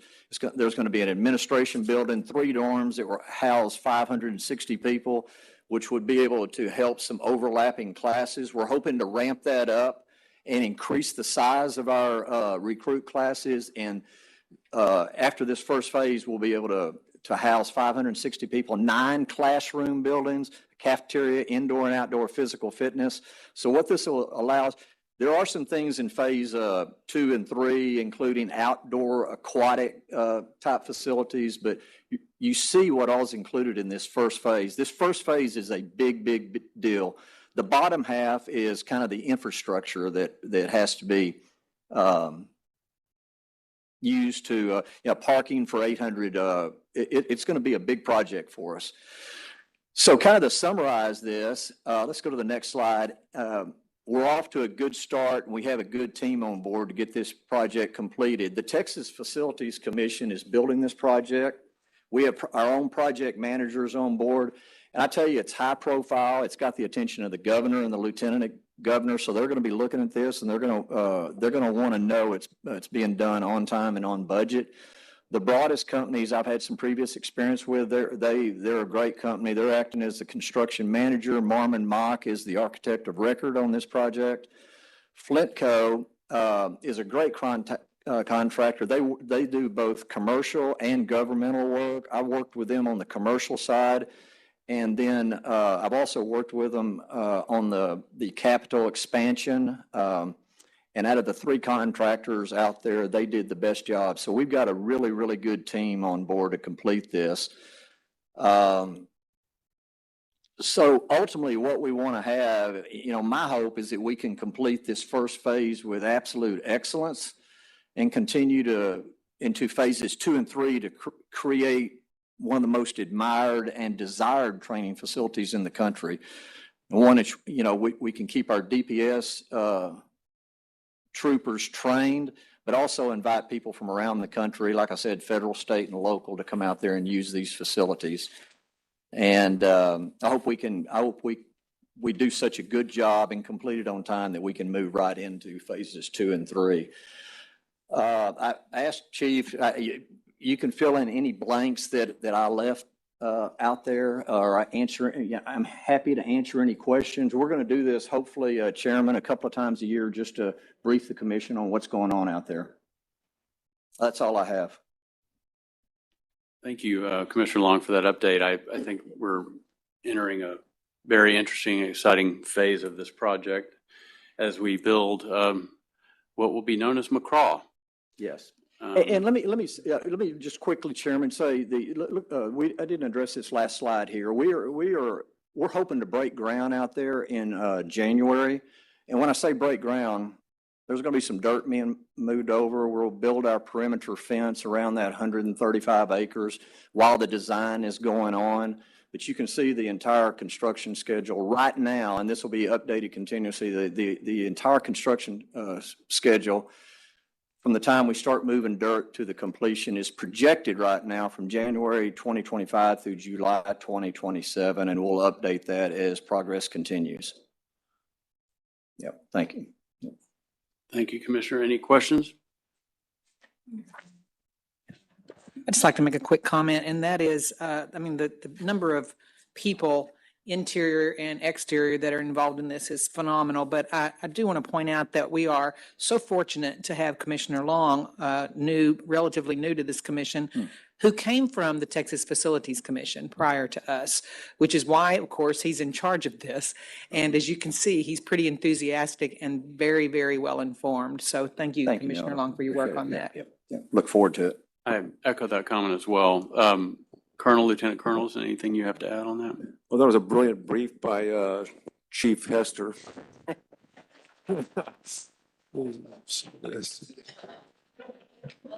Appreciate it, sir.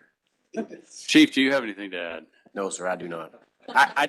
I do appreciate Commissioner. He's a great commissioner to have work with and partner with on this. And I work with Commissioner Blair as well on the procurement side. And so it's always good to engage members of the commission and in these processes that we have. So we really appreciate it. The chief knows way more than I do, but I can ask good questions. So, yeah. Well, thank you for that update. And again, thank you, Commissioner Long, for your being the commission liaison on this important project. Move on to item B under new business, final determination in contested cases, consideration and possible actions for proposals for decision. And I'll turn that over to General Counsel Phil Atkins. Good morning. We have 4 cases from the Vehicle Inspection Program coming to you for a final determination this morning. In the first one, the department seeks to suspend AML Motors, Inc. Vehicle Inspection Station certification for 12 months. And an inspector at AML Motors issued a passing vehicle inspection report without inspecting all required items.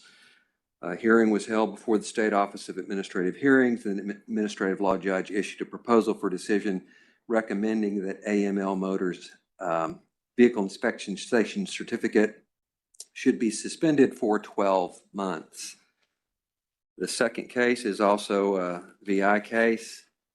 In that one, the department seeks to suspend Easy Inspections Vehicle Inspection Station Certificate for 12 months for issuing passing vehicle inspection reports in violation of the emissions testing procedure, clean scanning. Hearing was held before the State Office of Administrative Hearings, and the ALJ issued a proposal for decision recommending that the Easy's inspection vehicle certificate be suspended for 12 months. Third case,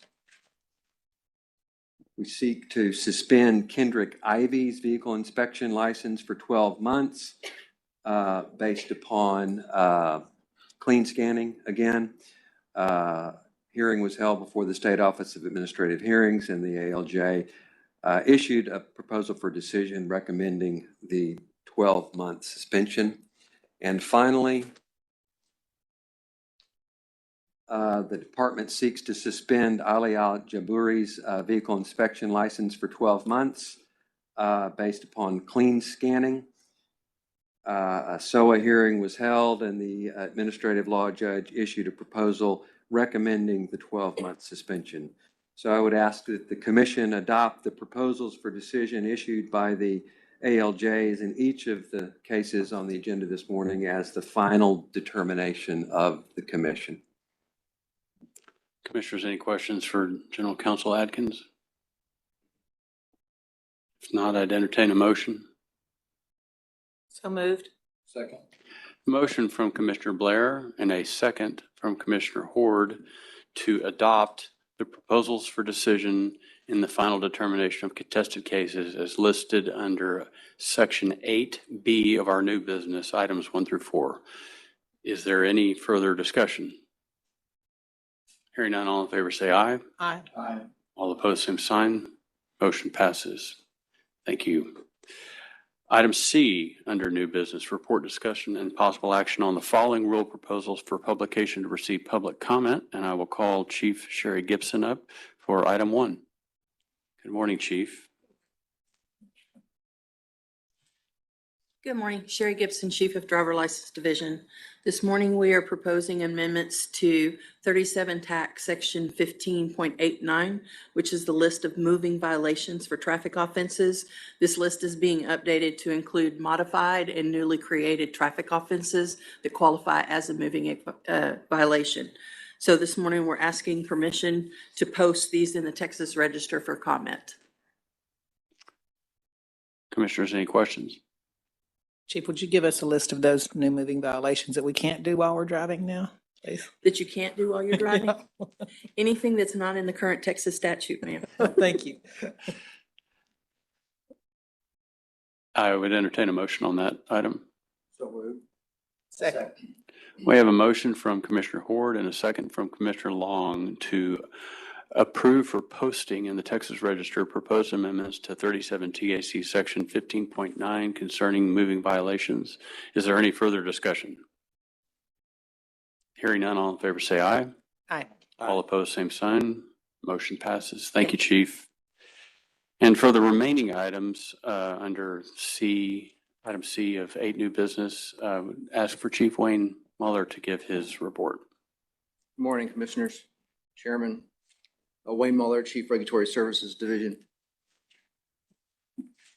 Obviously, several items 2 through 10. However, I believe I can adequately summarize them for you.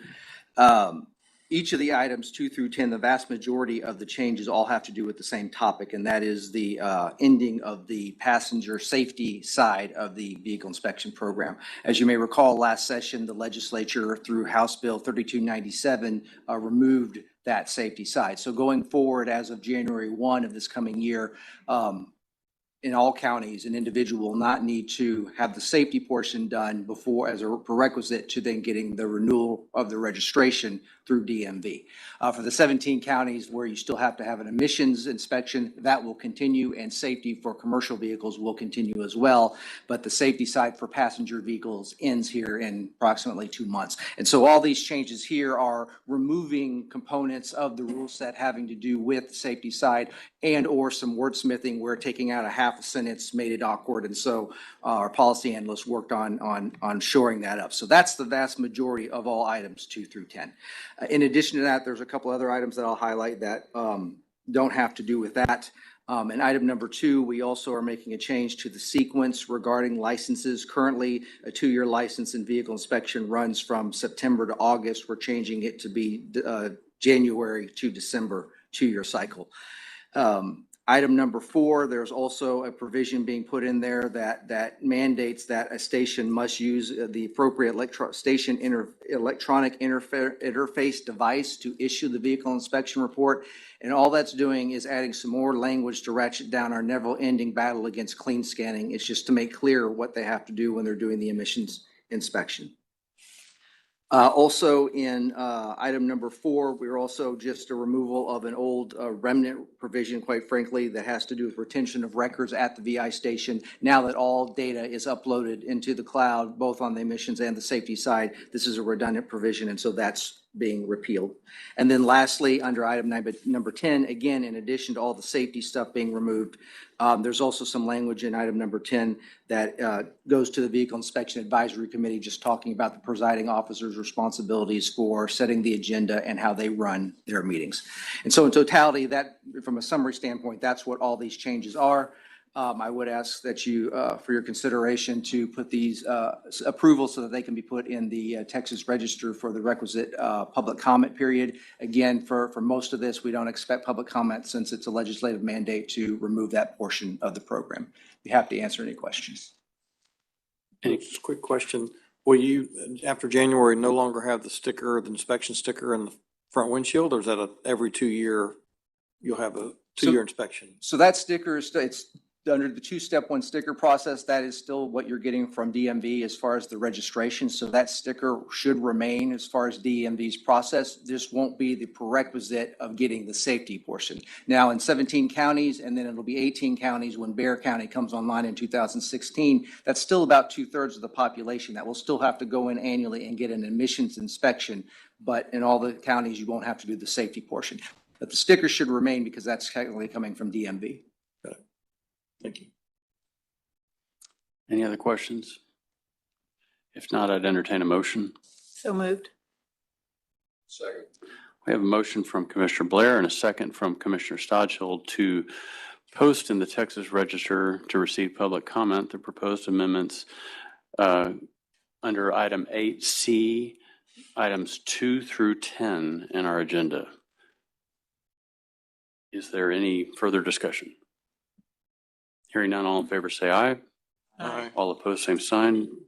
Motion passes. Thank you, Chief. And you'll be right up. So item D under new business is the intelligence threat briefing, clearance required, and we will handle that in executive session.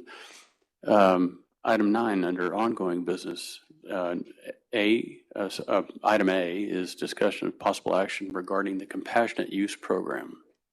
Thank you, Chairman. Again, Wayne Muller, Regulatory Services Division.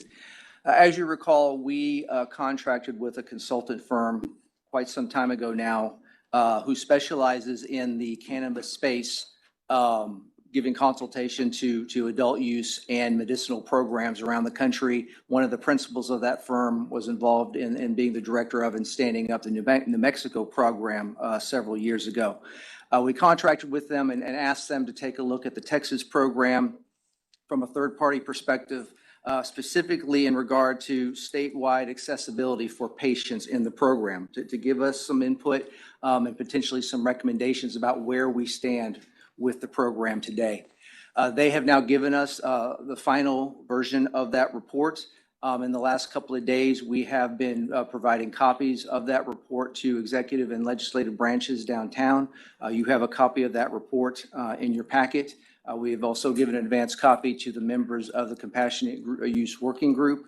And then at the conclusion of this meeting today, Meeting Communications Office will issue a press release, and there'll be included in that a link to the Regulatory Services website that will also have this report. So as of today, that report will be available for the public at large. Every meeting, it feels like that CUP has been on the agenda for the last 2+ years. I feel like I've mentioned that there's a multitude of varying opinions on what the right path forward is for the compassionate use program. And while certainly as the administrators of the program, we can, and the commission as well as oversight of the work we do, can have an impact on the path forward through promulgation of rules, through setting of process and whatnot.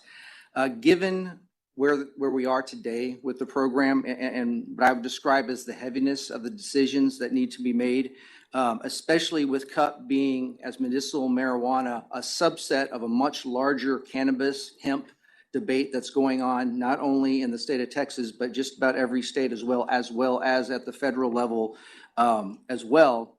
There's really only one entity that should be making the call on really substantive issues regarding the path forward for this program at this time, and that, of course, is the Texas legislature. Given where we are in proximity and time to the beginning of the 89th session, it's going to start here in just a couple of months. We don't want to do something that gets in front of the legislature, that makes a decision, and then they decide to go another way here in just a couple of months.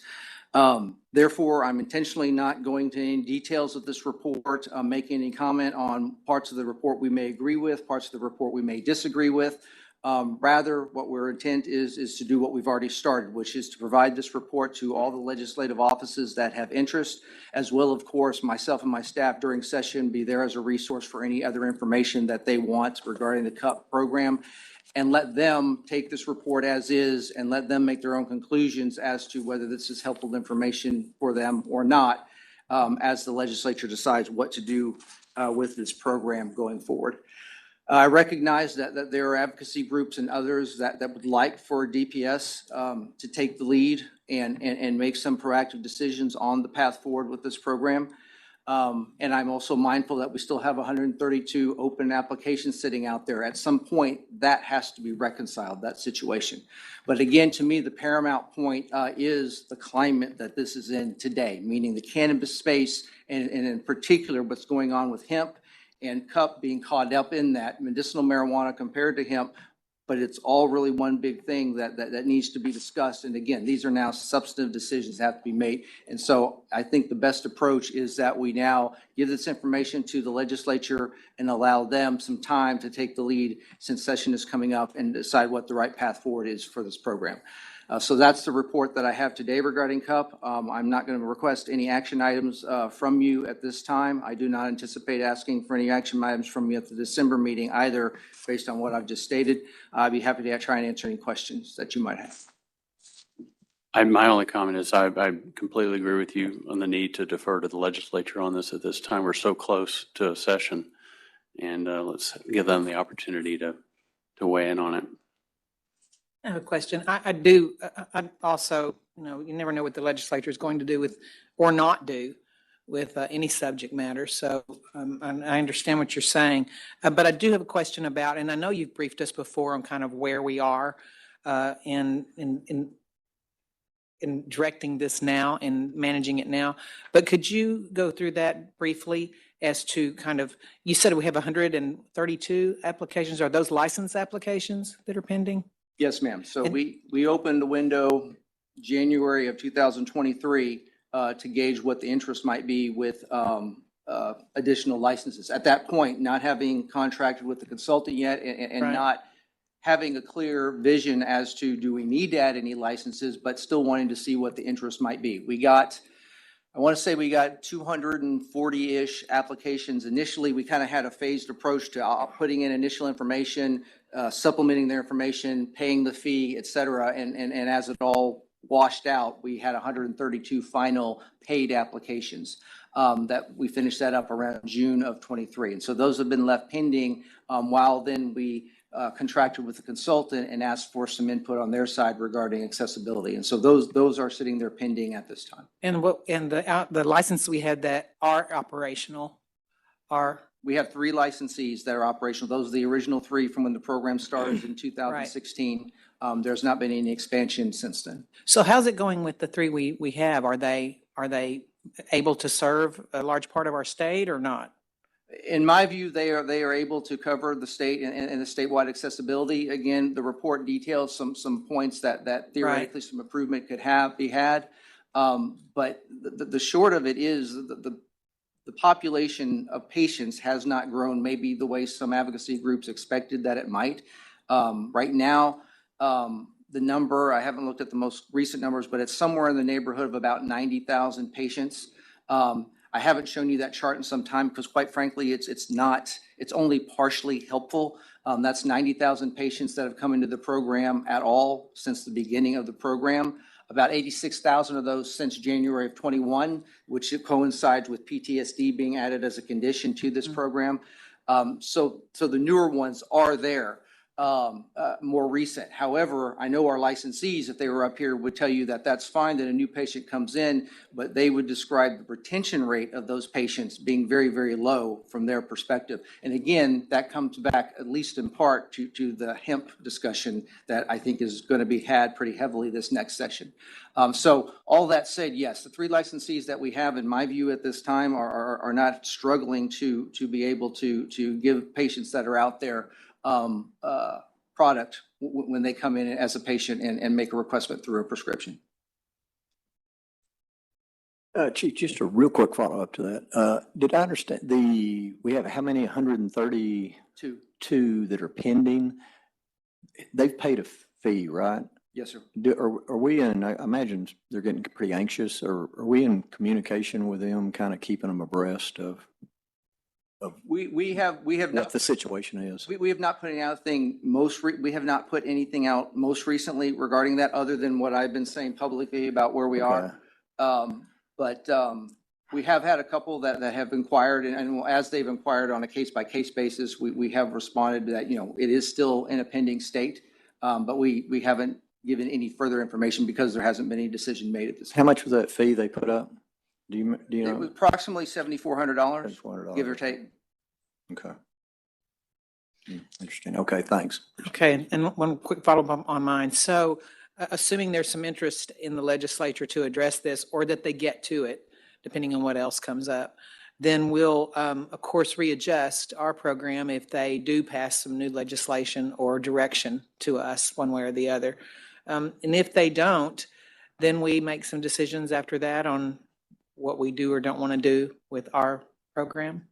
Yes, ma'am. I mean, I think we need to give the legislature the opportunity in this next session to send some statement one way or the other. And then, somewhere in the June to July timeframe, I would imagine I'll be sitting here before you again and potentially making some decisions based on what we've learned at that point.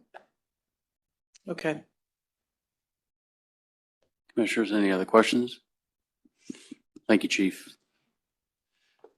Under item 9, ongoing business B, report discussion and possible action regarding the modification of the DPS organizational structure and the appointment, promotion, ratification, employment, evaluation, reassignment, duties, discipline, or dismissal of a member of the department or commission management team. Director McCraw, do you have anything for us? No, sir. Moving on to item C, report, discussion, and possible action regarding ongoing criminal investigations pursuant to Government Code Section 411.0041. We'll handle that in executive session. Moving on to item 10 of our agenda. Are there any commission members wishing to give an additional report? Hearing none, we'll move on to B. Chief Whittington, do you have a report for us today? Thank you. Item C, Chief Melvin. Thank you. Item D, any division chief wishing to give a report? All right, we'll move on to item 11 on the consent items. Lieutenant Colonel Martin, do you have anything to add? No, Chairman, we recommend approval of all the consent items. I would entertain a motion to approve the consent items on all as listed in section 11 of the agenda. So moved. Second. We have a motion from Commissioner Long, and I think it was Commissioner Blair who got the second. So to approve all items under section 11 of the agenda, the consent items. Is there any further discussion? Hearing none, all in favor, say aye. Aye. All opposed, same sign. Motion passes. Moving on to item 12, items for future agenda. Commissioners, please get with Sophie or Phil if you have any items that you wish to see on our next meeting agenda. Our discharge hearings will be set for December the 11th of 2024, and the regular Public Safety Commission meeting is scheduled for December 12th, 2024. The Public Safety Commission will now go into closed session at this time pursuant to the Texas Open Meetings Act, Chapter 551, to consider matters authorized to be considered in executive session under Government Code Section 551.071, 072, 073, 074, 076, and Government Code Section 411.0041. The time is 11:16 a.m.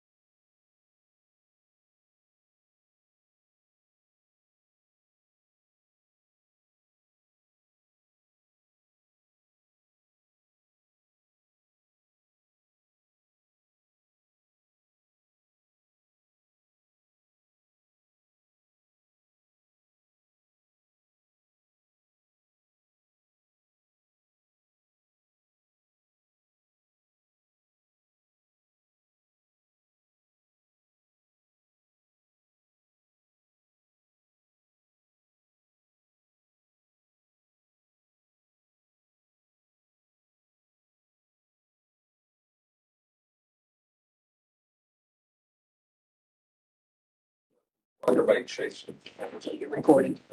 Oops, I didn't get you. Public Safety Commission has ended a closed session and is now reconvened as a quorum in open session. The time is 1:42 PM. If there's no further business, I will entertain a motion to adjourn. So move. A motion from Commissioner Blair and a second from Commissioner Stodgill to adjourn the meeting. Is there any further discussion? Hearing none, all in favor say aye. Aye. All opposed, same sign. Motion passes. We're adjourned. Thank you.